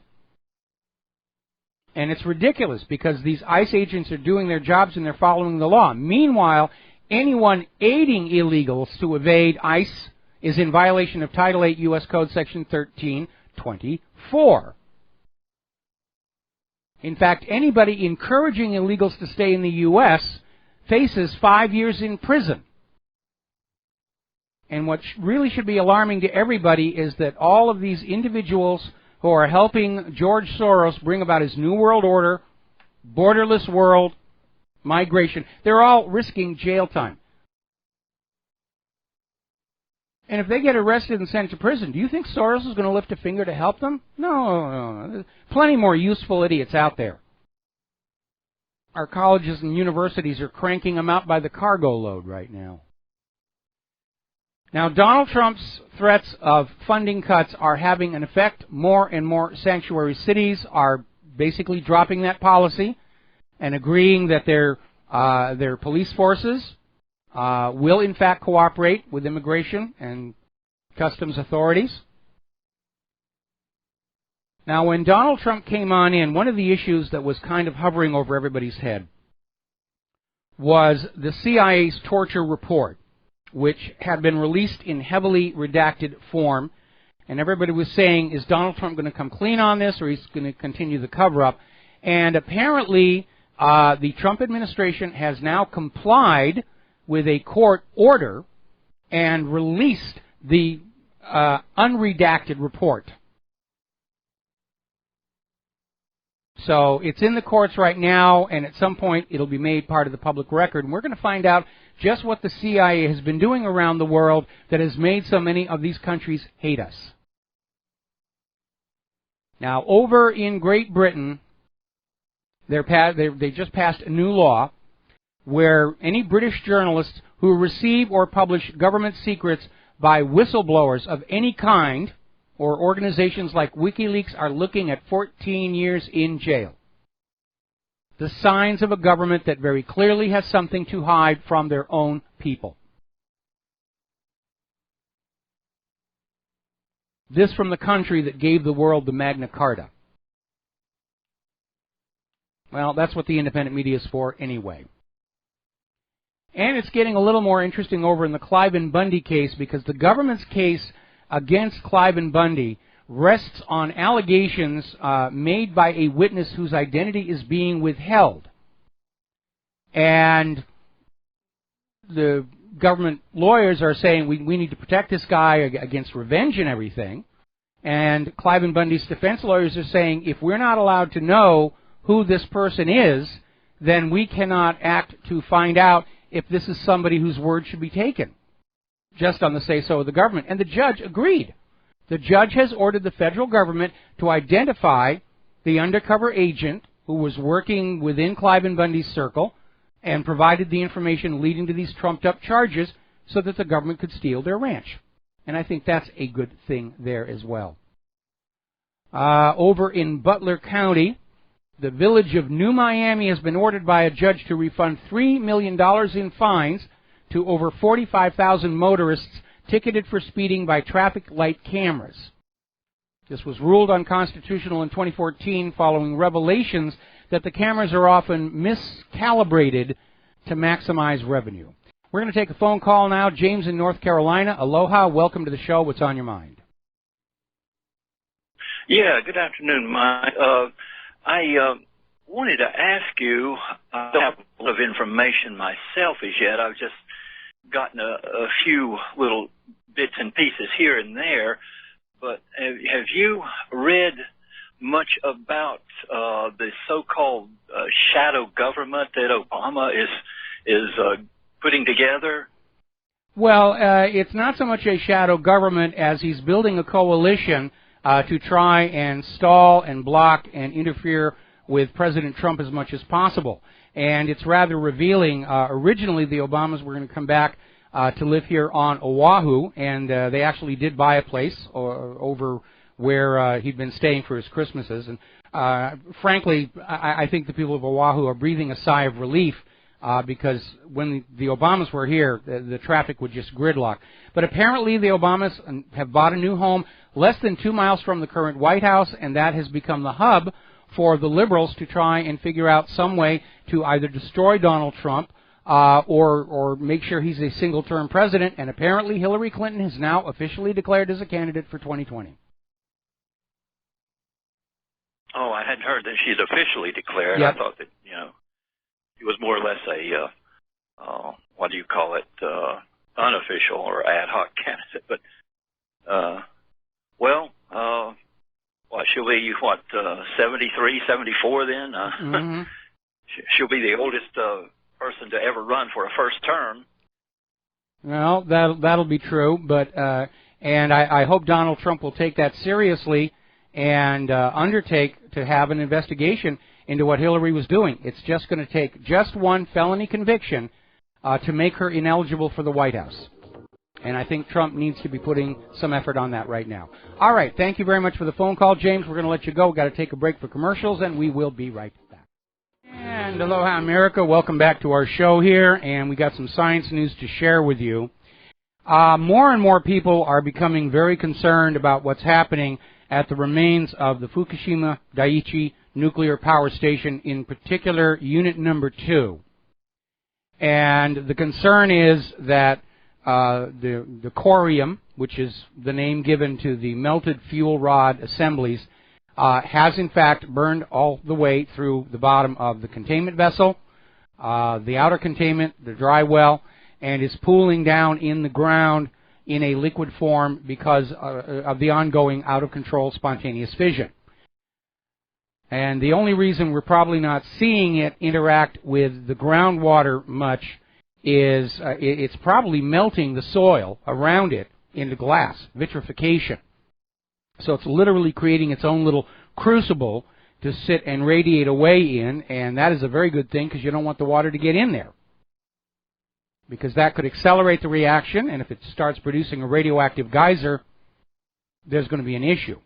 But according to this article out of ENA News, the concern here is that Japan remains a seismically active area, and that a significant quake at that site could bring down the remains of those reactors and greatly accelerate whatever's going on down in the ground.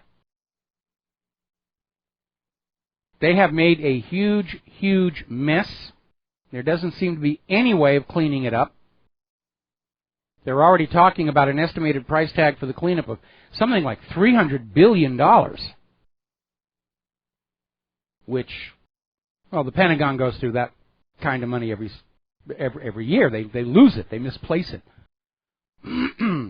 Now, Metsui Murata, the former Japanese ambassador to Switzerland, is pointing out that the potential consequences and risks of Fukushima continue to be ignored officially, glossed over, The Japanese people are actually being told it's okay to go back and live in the area. The Japanese government is now approving food grown in the area to be exported. And this former ambassador is saying that no single nuclear weapon can match the potential damage from Fukushima Unit Number 4. Now again, because of the degree of refinement in the uranium at Fukushima cannot sustain an explosive chain reaction. There isn't going to be a mushroom cloud. But it can continue out of control fission. And here is where the danger comes on in. In a nuclear weapon, only a tiny amount of the nuclear fuel is actually converted to energy. At that point, the weapon blows apart, and there's a lot of that core that is not used. It's just a reality of the design. When you have an uncontrolled fission of a fuel mass, it's going to keep on going until all the fuel is gone. That is the problem. We've got to take a break for station identification. We'll be right back. Aloha, America. Welcome back to our show, hour number 3. The phone lines are open, 800-313-9443. And before I get back to more serious news, I want to jump on back to this issue of Joy Villa, who, during her appearance at the Grammy Awards, appeared in this red, white, and blue dress that said, "Make America Great Again," and on the back it said Donald Trump, is brutally being attacked online by Black Lives Matter and everybody else. The public, though, has gone a different direction because the sales of her music skyrocketed literally 18 million% in one day. Her album, I Make the Static, had leapt to number 1 on the U.S. iTunes album sales chart, as well as number 1 on Amazon's top digital albums. Before her Grammy appearance, she'd been ranked at Amazon at 543,202. And apparently, as of right now, Joy Villa is outselling Beyoncé, Lady Gaga, and Bruno Mars. So, good for her. Good for her. All righty, getting on back to the news. Up in Chicago, 2 teen girls were shot in the head in separate incidents. In both cases, they appear not to have been the intended targets, but just in the way of somebody shooting someplace else. And we're basically looking, Chicago has an average of more than 2 murders every single day, 10 shootings every single day. That's the average over the last year. See how well gun control works? When you disarm the law-abiding citizens, then the criminals have no reason not to go on shooting rampages to settle their turf wars. It's amazing. All right, along with investigating election fraud, which I'm fully in favor of, Donald Trump is setting up this Vaccine Safety Commission. It's chaired by Robert F. Kennedy, Jr. The medical industrial complex is going absolutely bananas. They're already launching a PR campaign to remind everybody how wonderful vaccines are and how anybody who says vaccines are bad is just a tinfoil hat kook, wingnut conspiracy wacko, and you shouldn't listen to them. You should only listen to corporate media. You should only listen to corporate spokesmen. Shouldn't listen to your fellow American because they're all woof woof crazy. Now, article coming out of Natural Blaze is pointing out that along with the Yale University study that was linking autism and vaccines, we have this study from the Rand Corporation, came out in 2014, not a word of it in the corporate media, and the Rand Corporation, which is a highly respected think tank, found strong evidence cause Guillain-Barré syndrome, which we've seen that before. We even saw that back in 2009 during the When Pigs Fly flu. People who got the swine flu vaccination came down with Guillain-Barré syndrome, along with myalgia, seizures, meningitis, encephalitis, other adverse health problems. The evidence is out there, and the corporate media continues to lie to you to sell the products and to protect these corporations from litigation. And see, here's where it all starts to get very iffy for all these pharmaceutical corporations. They have been indemnified from civil lawsuit by the Homeland Security Act. If you feel a member of your family was adversely affected by vaccines, you have to go to the vaccine court. The vaccine court is funded by taxpayer dollars, not the pharmaceutical industries. And the vaccine court of late has been using this now discredited CDC report that said there's no link between vaccines and autism to deny the parents of autistic children any kind of financial aid.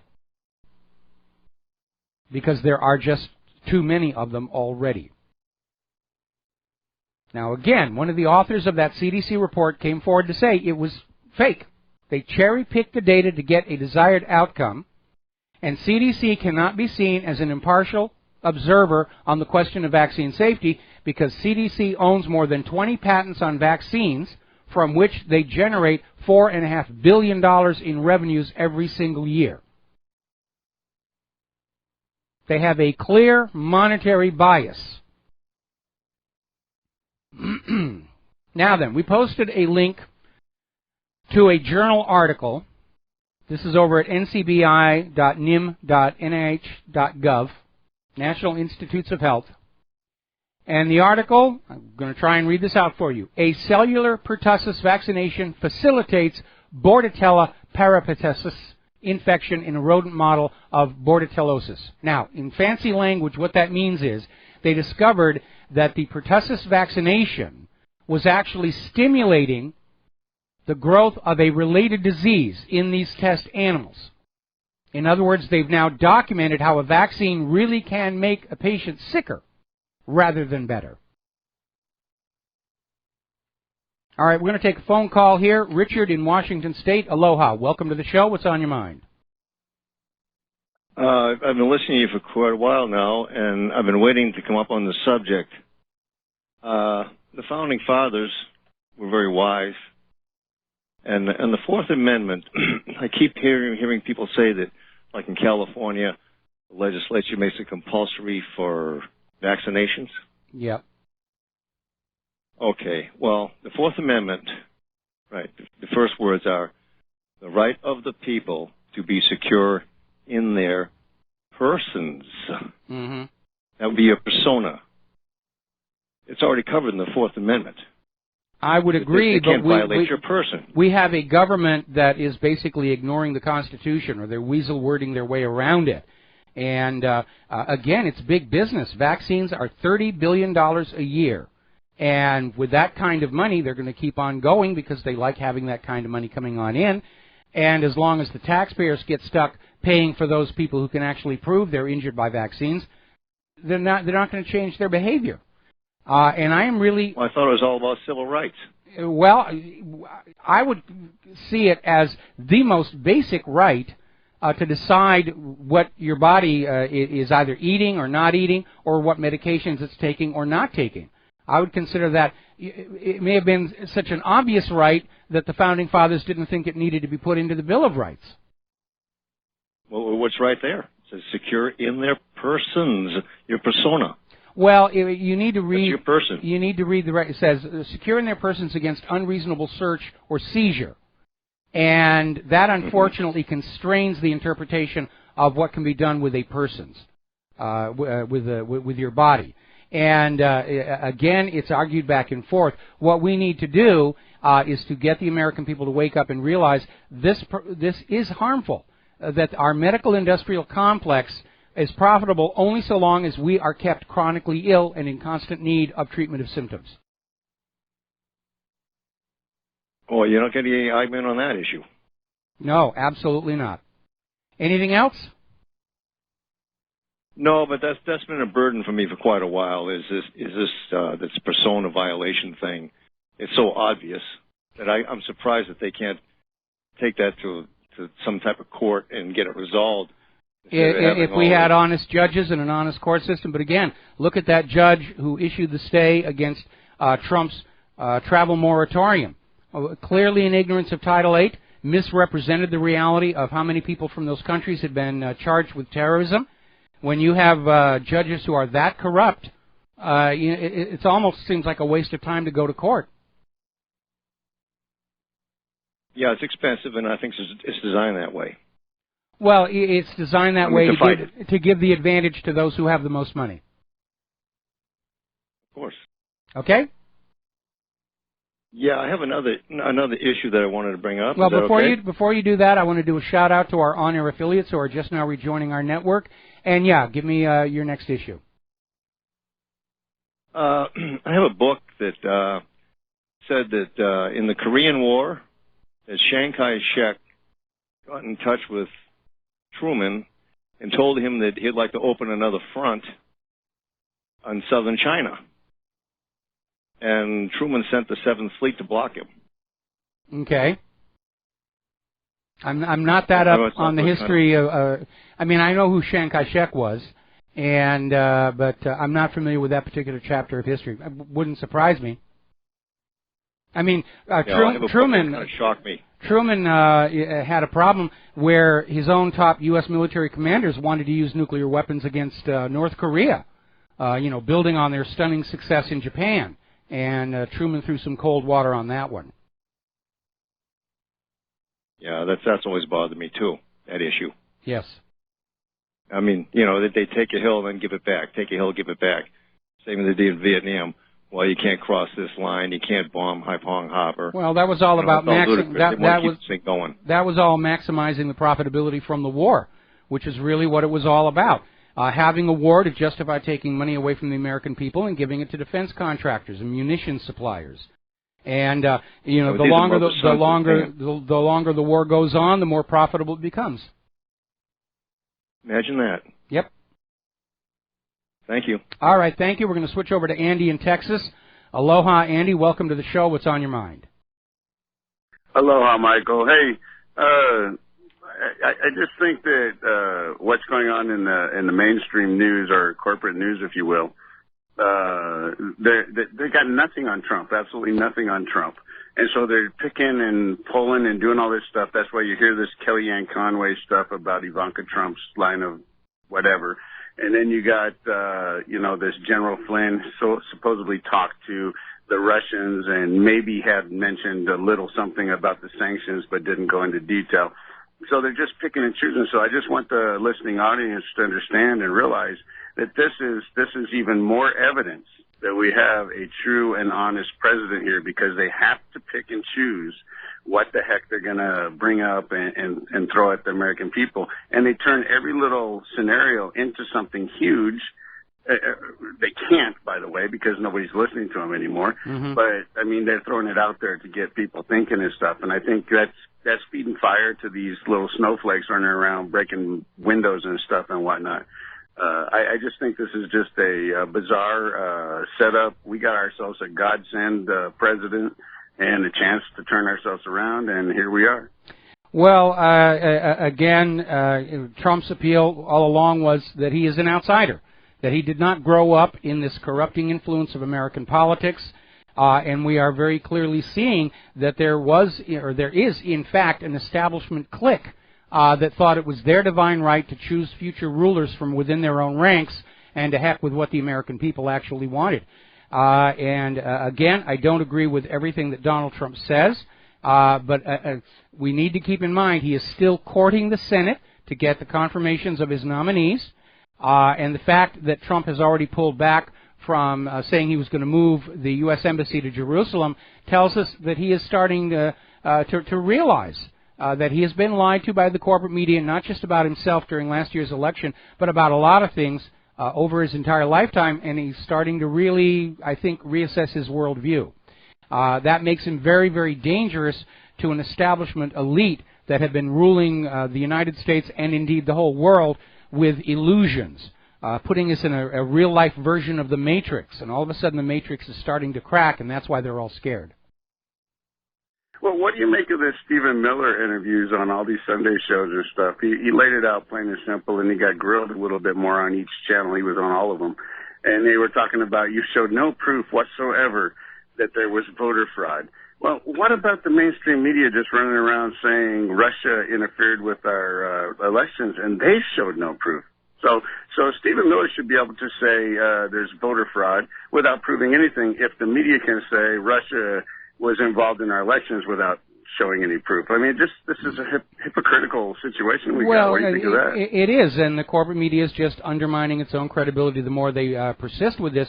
But the fact of the matter is there is evidence of election fraud, and there's quite a bit of it. But because the corporate media is part of the problem, they're never going to report it. Remember, the national elections are tabulated by a privately owned company that is owned by the top TV news networks and a couple of influential newspapers.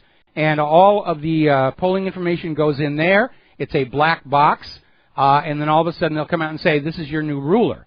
And I think the only reason they didn't come on out and try and proclaim Hillary the winner of the election was the reality is Donald Trump won in a landslide.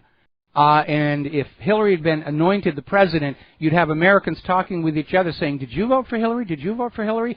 And everybody's saying, no, I didn't have that. And that could lead to a crisis in the streets of America, which I'm sure we'd all like to avoid. But even here in Hawaii, which is a blue state that Hillary carried, just in talking to people around, Hillary's margin here doesn't seem to be as heavy as the official results are.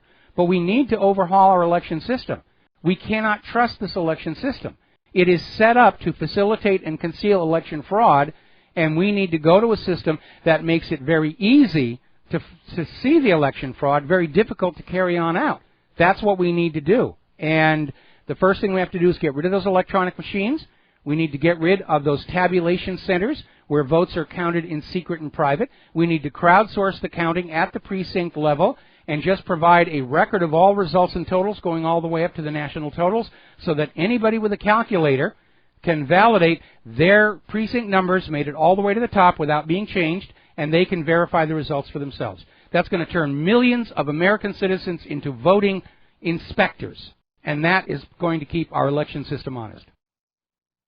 Well, you know, with the 306 to 223 win with the electoral vote, I was listening to a show earlier, and there was a guy who actually analyzed that, and he said it's mathematically impossible for her to win the popular vote with that kind of landslide of electoral votes. So it just seems, again, it's just the corporate media propping up their candidate and whatnot. I think the American people need to realize, and I think that a lot of them are, that this is a rigged world. This is a rigged world. We're living in a matrix. We're not living in just society that you.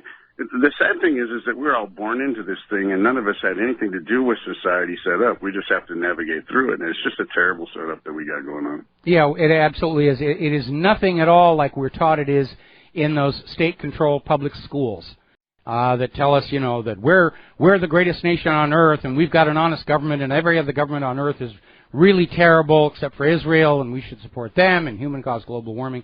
And we're seeing it even at the university level today. That our educational system is not about education at all. It's about indoctrination, getting people to believe the official lies so that those who tell those lies have a system of control over the minds of those people.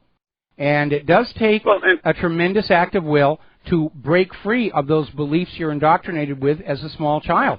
It can actually give you a sense of losing connection with your own identity when you surrender those false beliefs. And there's going to be a period of adjustment, and then of course you're going to see the world with fresh eyes. Well, I think the biggest atrocity played on the American people was the U.S. government taking over the education system and purposely eliminating the Constitution and the Bill of Rights. I mean, what better way to steal people's rights than to not allow them to know what they are? Oh, yeah. Common Core does that. Common Core actually teaches students that the Second Amendment allows state-controlled militias to have guns. That's not what it says. That's absolutely not what it says. And I can understand why more and more parents are trying to homeschool, which, of course, is why more and more governments are trying to crush homeschooling out. They want the next generation of Americans totally brainwashed so that they will march off to fight a world war without question. Well, they didn't get me, boss. Anyway, thanks for your time, Mike. All right, thanks an awful lot. We're going to let you go here. All right. And let's see, do that. Now then, apparently up in Fresno, California, Judge Christy Capitan has ruled that glyphosate must be labeled with the warning, it is known to cause cancer. So from now on, in the state of California, if you are buying Roundup, there will be a warning on there saying this stuff might give you cancer. And Monsanto's pouting and throwing a tantrum and saying, you're going to cut into our profitability if you tell people our product could kill them. It's rather amazing there. Now, there's another aspect to this, and it has to do with what are called super weeds. And when we come back from this break in our commercial, we'll further elucidate. Yeah, aloha, America. Welcome back to the show here. We're talking about GMO crops, and we're talking about glyphosate pesticide. Now, this whole technology was sold as a pairing, and Monsanto went out to these various farms who were basically using all kinds of chemical pesticides to keep insects and weeds out of their gardens. And Monsanto said, we have a weed killer that will kill absolutely everything except for seeds with our special gene in there that makes them immune to the glyphosate. So the idea was, the sales pitch was, you replant your farms with our GMO seeds, you use the Roundup, you don't need to worry about anything else. That was the promise, and it has failed to materialize because of something called evolution. And apparently Monsanto knew this was going to happen after a few years, which is that the pests that want to feed on these food crops have evolved to become glyphosate resistant themselves. And it's led to a phenomenon called the super weeds. These are weeds that are almost impossible to kill, and they are starting to become a serious threat, not only to the farms but to the surrounding fields and forests. Remember the crisis we had with kudzu a while back? This is more of the same. And the super weeds are literally choking the GMO plants to death.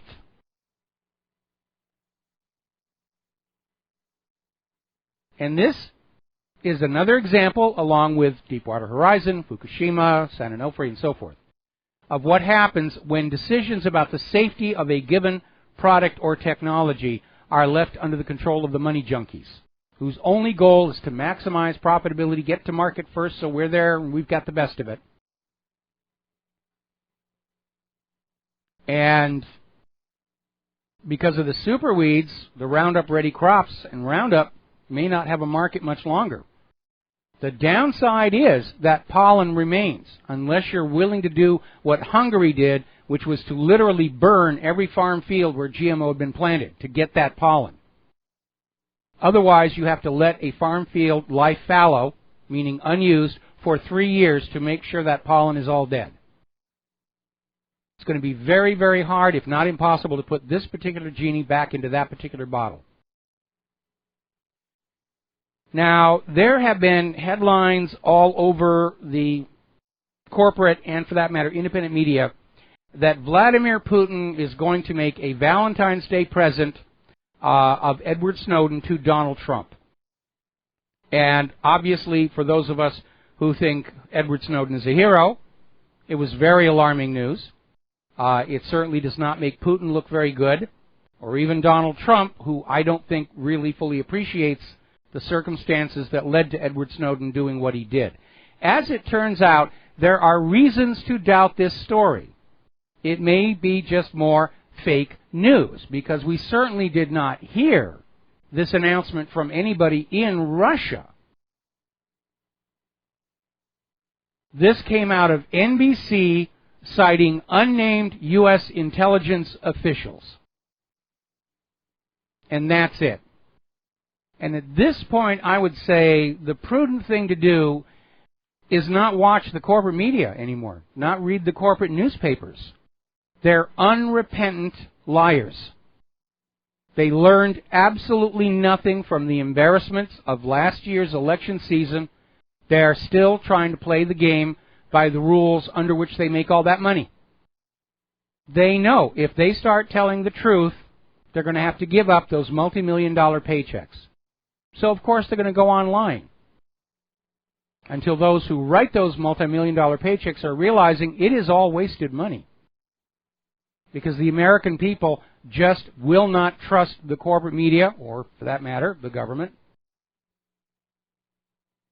we could see a huge unraveling of many things we thought we could trust in the coming years. Vaccine safety, trustworthiness of corporations like Monsanto, the election system. We'll be right back after these few words. And aloha, America. Welcome back to the show here. And apparently there has been a huge drug bust involving workers of the TSA down in Puerto Rico. And we're still getting the details on that. Let's go back to the phones. Mark in North Carolina. Aloha. Welcome to the show. What's on your mind? How you doing, Mike? Hey, how you doing, Mike? I'm doing Mike, okay. I was watching Crosstalk earlier on, RT. Yes. And one of the best political shows around. And they were even saying this thing about Snowden is true. They said it's not even worth commenting on it. That it's absolute nonsense. And when you really look at it, it would be a lose-lose situation for both Putin and for Trump. Putin would look like he's losing. He doesn't have any honor at all by giving Snowden up like that. And Trump, if you brought him back anywhere other than with a pardon, his whole support would split up. People like me would desert him in droves, and I say that's the majority of the deplorables. So I can't anything like that happen. The other thing is, as far as Flynn goes, this is something we really got to be alert on. I've watched the fake news network. You know, it was Fox. Yes. And they're all for getting rid of Flynn. They're the Fox establishment. They want he did the bad thing. He did the cover up. He did this. He's talking to the Russians when he shouldn't be. All this nonsense. And I tweeted Trump twice already today. Leave Flynn alone. And people need to do that. Also, you need to go to real Donald Trump on. He reads a lot of his Twitter. A lot of his tweets. Tell him, leave Flynn alone. That man's a patriot. That man he's a real whistleblower. He's the one who made it clear that we were running guns to the terrorists in Syria and out of Libya through Turkey. Yes. And it was because of him, at the time actually talking to the Russians, that probably averted the United States from getting military involved after the phony gas attack there in Syria, with the staged by the terrorists, but try to make it look like Assad did it. So we got to make sure that Flynn doesn't go anywhere, because I know the neocons would love to get a guy like, what's that Hungarian?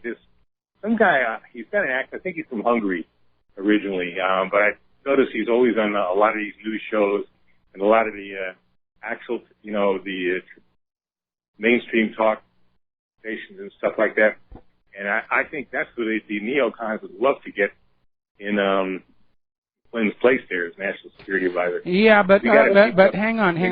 Let me cut you off here, because Kellyanne Conway's already come on out and said the Trump administration has full confidence in Michael Flynn. Flynn is not going to be forced to step down. And again, the issue of his meeting with the Russian ambassador, they can talk about anything they want to talk about. It becomes a violation of the Logan Act only if some kind of a deal was struck between the Russian ambassador. You understand it. Yeah. But that Sean Spicer was on, when I was at the gym, Sean Spicer character was on, and he was saying, haven't made a decision yet or something like that. It's still up in the air. Well, the thing with Kellyanne Conway just came on out just about an hour ago. So I think that's the end of that issue. I hope you're right.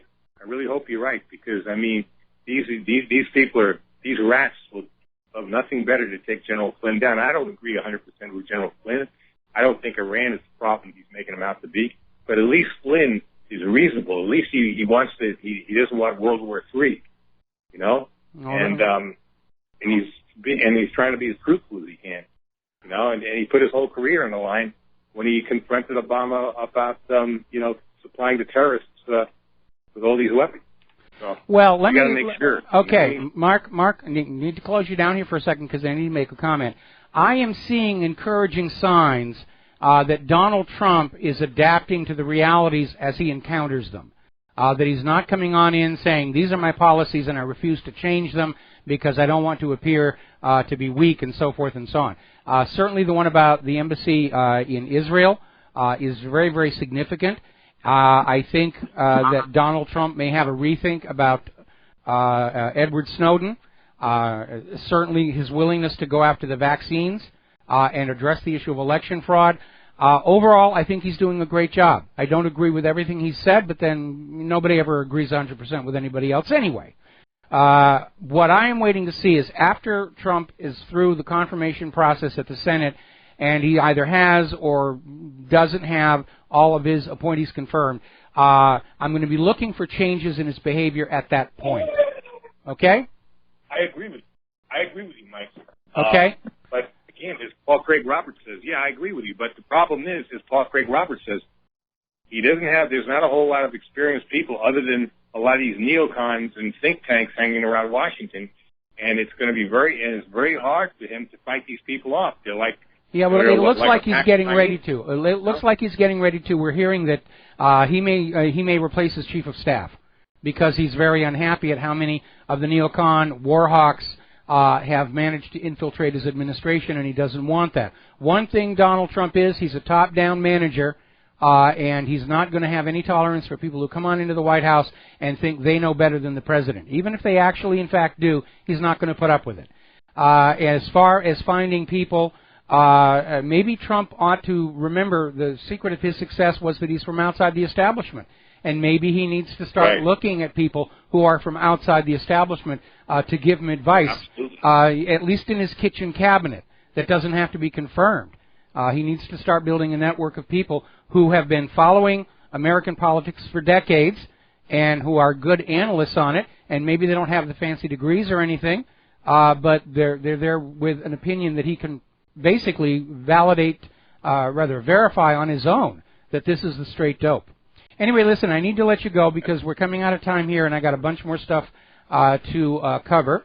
So, now then, on to computers and all that pertains to here. Apparently, there is a security flaw in the WordPress blogging software that lets hackers attack and deface tens of thousands of sites, and apparently are, in some cases, allow them to take over the site completely rather than just spoil pages. WordPress, of course, is always saying, please update your software to avoid falling victim. I still think we need to find some of these cyber criminals and crucify them live on TV, and that'll make some of the problem go away. And I'm rather disappointed to see this because I'm in the process of trying to build a new version of WhatReallyHappened.com because the current code is hopelessly obsolete. It's been damaged so much, not only by hackers, but by the last expert that I hired to try and improve the site. It does need to be replaced, and I know everybody's going to say, why replace it? We love it the way it is. But it's just the passage of time and so forth. So if you have a really good recommendation for a content delivery system, I'm not loyal to any one particular system, but if you could recommend a content delivery system and a template package that would get me as close to what we have right now, I would seriously appreciate it if you would email that in here. Now, we mentioned this last week, but we're going to mention it again. The problem of what is called fileless malware, which is malware that gets into these computer systems at banks, and it lurks in the RAM because these machines never turn off, and it's not visible on the disk. You can't do a search for it anywhere, and it's very, very hard to find. Gizmodo is saying it can take several months before system administrators realize their machines have been infected. And where is the NSA in all of this? Aren't they supposed to be protecting our nation's cyber infrastructure from these kinds of problems? Now remember for a while where Apple was selling the Macintosh as somehow magically being immune from the viruses and malware that are a constant tribulation for those of us on Windows. And the reality actually was that there were so few Macintosh sales compared to Windows machines, Windows were simply a much more profitable target. Now that Mac has become a garnered a much larger share of the market, they are now being targeted, and there are warnings going on out that Word documents, and yes, Microsoft Word, Microsoft Office is available on the Mac, to be very careful about malware. And apparently the issue has to do with the macro capability in Microsoft Office documents. And if you have not done so already, you should you should turn off macros. Period. Just shut them off. Never run macros ever, ever, ever. And if you receive an email with a document saying, please enable macros, that right there is grounds to simply dump the document. Because that's how they get in and mess around with your system. Now, last week, there was a bit of a kerfuffle where some people in the White House or Congress were booted out without explanation. And what has surfaced since then is that apparently some Muslims who were working as information technology workers for the House of Representatives appear to have been conducting some nefarious activities and were reading the files of members of the House of Representatives to which they were not authorized. And apparently, in addition to the very generous salaries of $160,000 a year that they're paid by the House of Representatives, 4 of them were involved in multiple suspicious mortgage transfers, a debt-evading bankruptcy. 1 of them had more than $1 million in debt.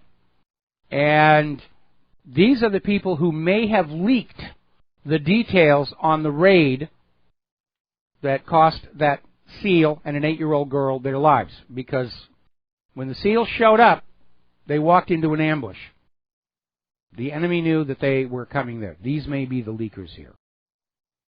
And, of course, this did not get a huge amount of coverage because the story was coming on out at the same time. The Ninth Circus Court made their decision to uphold the stay on Trump's travel moratorium, even though Title VIII does grant him the authority to do what he did.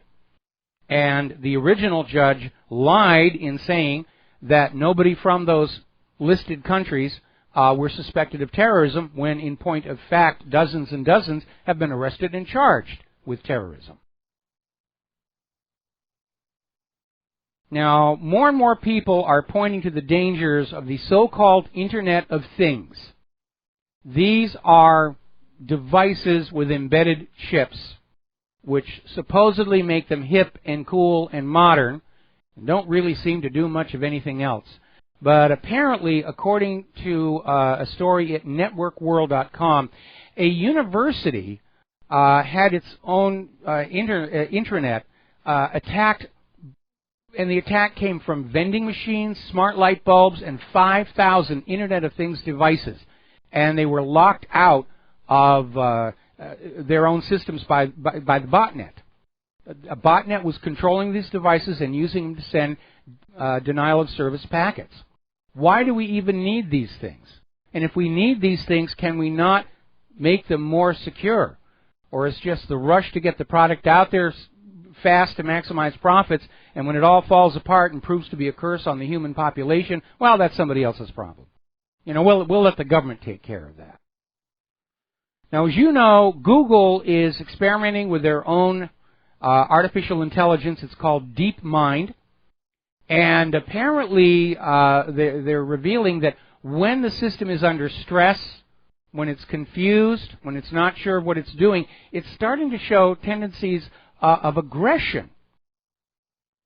And I read this story, and the first thing I thought about was HAL 9000 in the movie 2001, where Hal was given conflicting instructions, couldn't reconcile them, became paranoid, and wound up blowing astronauts out of airlocks.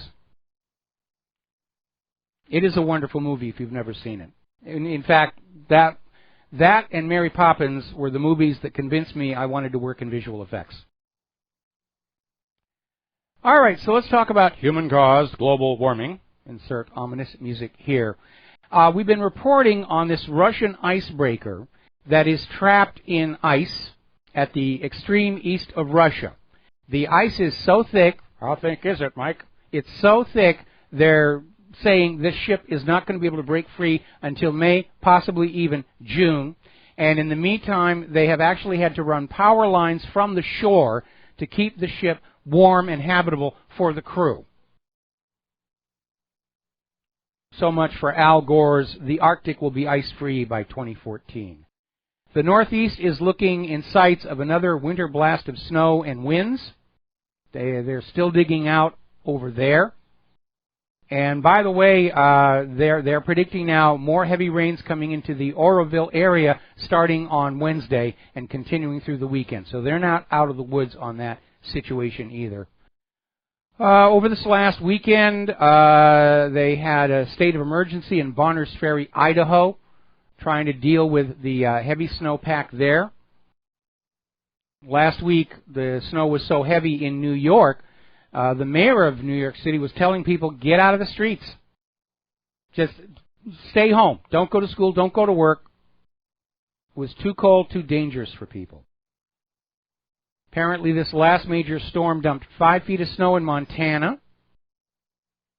And schools closed, flights canceled, and winter has returned to the D.C. area. They had a brief warm spell, and everybody said, see, the global warming is back, and now they're back to snow.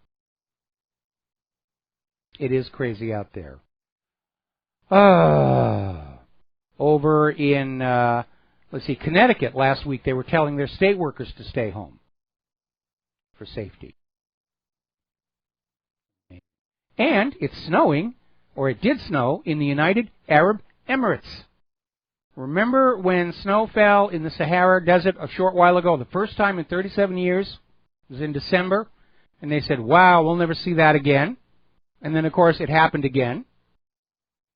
And now it's been snowing in the United Arab Emirates. As I mentioned before, it is so cold in Europe, a lot of the Syrian refugees have decided they are going to go back home after all. They didn't get the freebies anyway. There's nothing but friction and hostility around them caused by the troublemakers.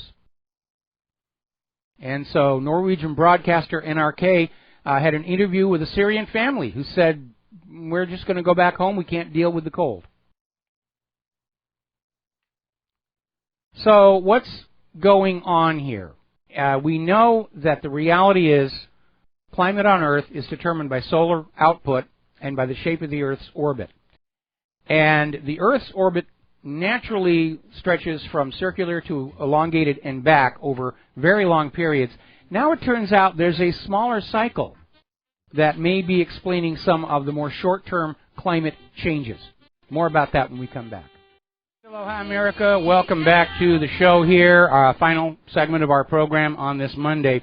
We're talking about human-caused global warming and the real causes of variations in climate here on Earth, of which the biggest is solar output, which is heading into a minimum, and the changing shape of Earth's orbit. Now, everybody already knows there's a long period change where the orbit goes from circular to elliptical. And as it becomes more elliptical, Earth cools because it spends more time at the far end of that ellipse following Kepler's laws of orbital motion. And as the orbit becomes more circular, the Earth will warm up. Well, there's an article that came on out, actually it's a YouTube video, and it's got an idea in there that I think has a certain amount of merit. And what it says is we need to look at the influence on the orbit of the Earth by the two largest gas giant planets, Jupiter and Saturn. And they've amassed a body of data which seems to indicate that when Jupiter and Saturn are aligned together, that they actually succeed in distorting the Earth's orbit just a little bit, making it a little more elliptical, and hence the Earth a little bit cooler. And then when Jupiter and Saturn are on opposite sides of the Sun, their gravity tends to cancel each other out, and there's no distortion of the Earth's orbit. And it does seem to make quite a bit of sense, and they have taken a graph of short-term variations in global temperature and lined it up with a table of just when Jupiter and Saturn are in conjunction. And it does make quite a bit of sense. Now then, I'm going to do an unsolicited plug for a company, and that's the Energizer Battery Company, which has brought back something from the early days of the Ever Ready Company, which was a no-leak guarantee. And we posted a link to this guarantee on the website where they're saying our batteries are designed to prevent damaging leaks, or we will replace your device. And at this point, I'm only buying Energizer lithium batteries from now on, because over the weekend I did a spring cleaning during which I threw out a lot of old equipment, including a few items ruined by leaking batteries. Now, these days I'm in the habit of removing batteries from devices when I'm not using them, which is a huge waste of time. But some of the devices I had to throw away were loaded up with batteries and put into storage before I realized you need to do that. And it's nice to see a company going back to this idea of a leak-proof battery backed with a warranty to replace the ruined devices.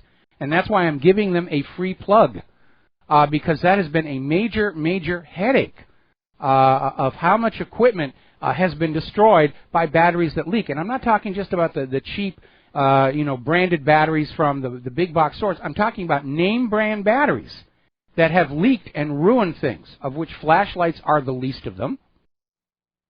And it's a real big issue of how much stuff I have lost because the batteries leak and destroy the internal workings. And so Energizer it is. They just won themselves a customer on that basis. Because I remember when I was a kid, Everready made good on that guarantee. Of course, back then it was all flashlights.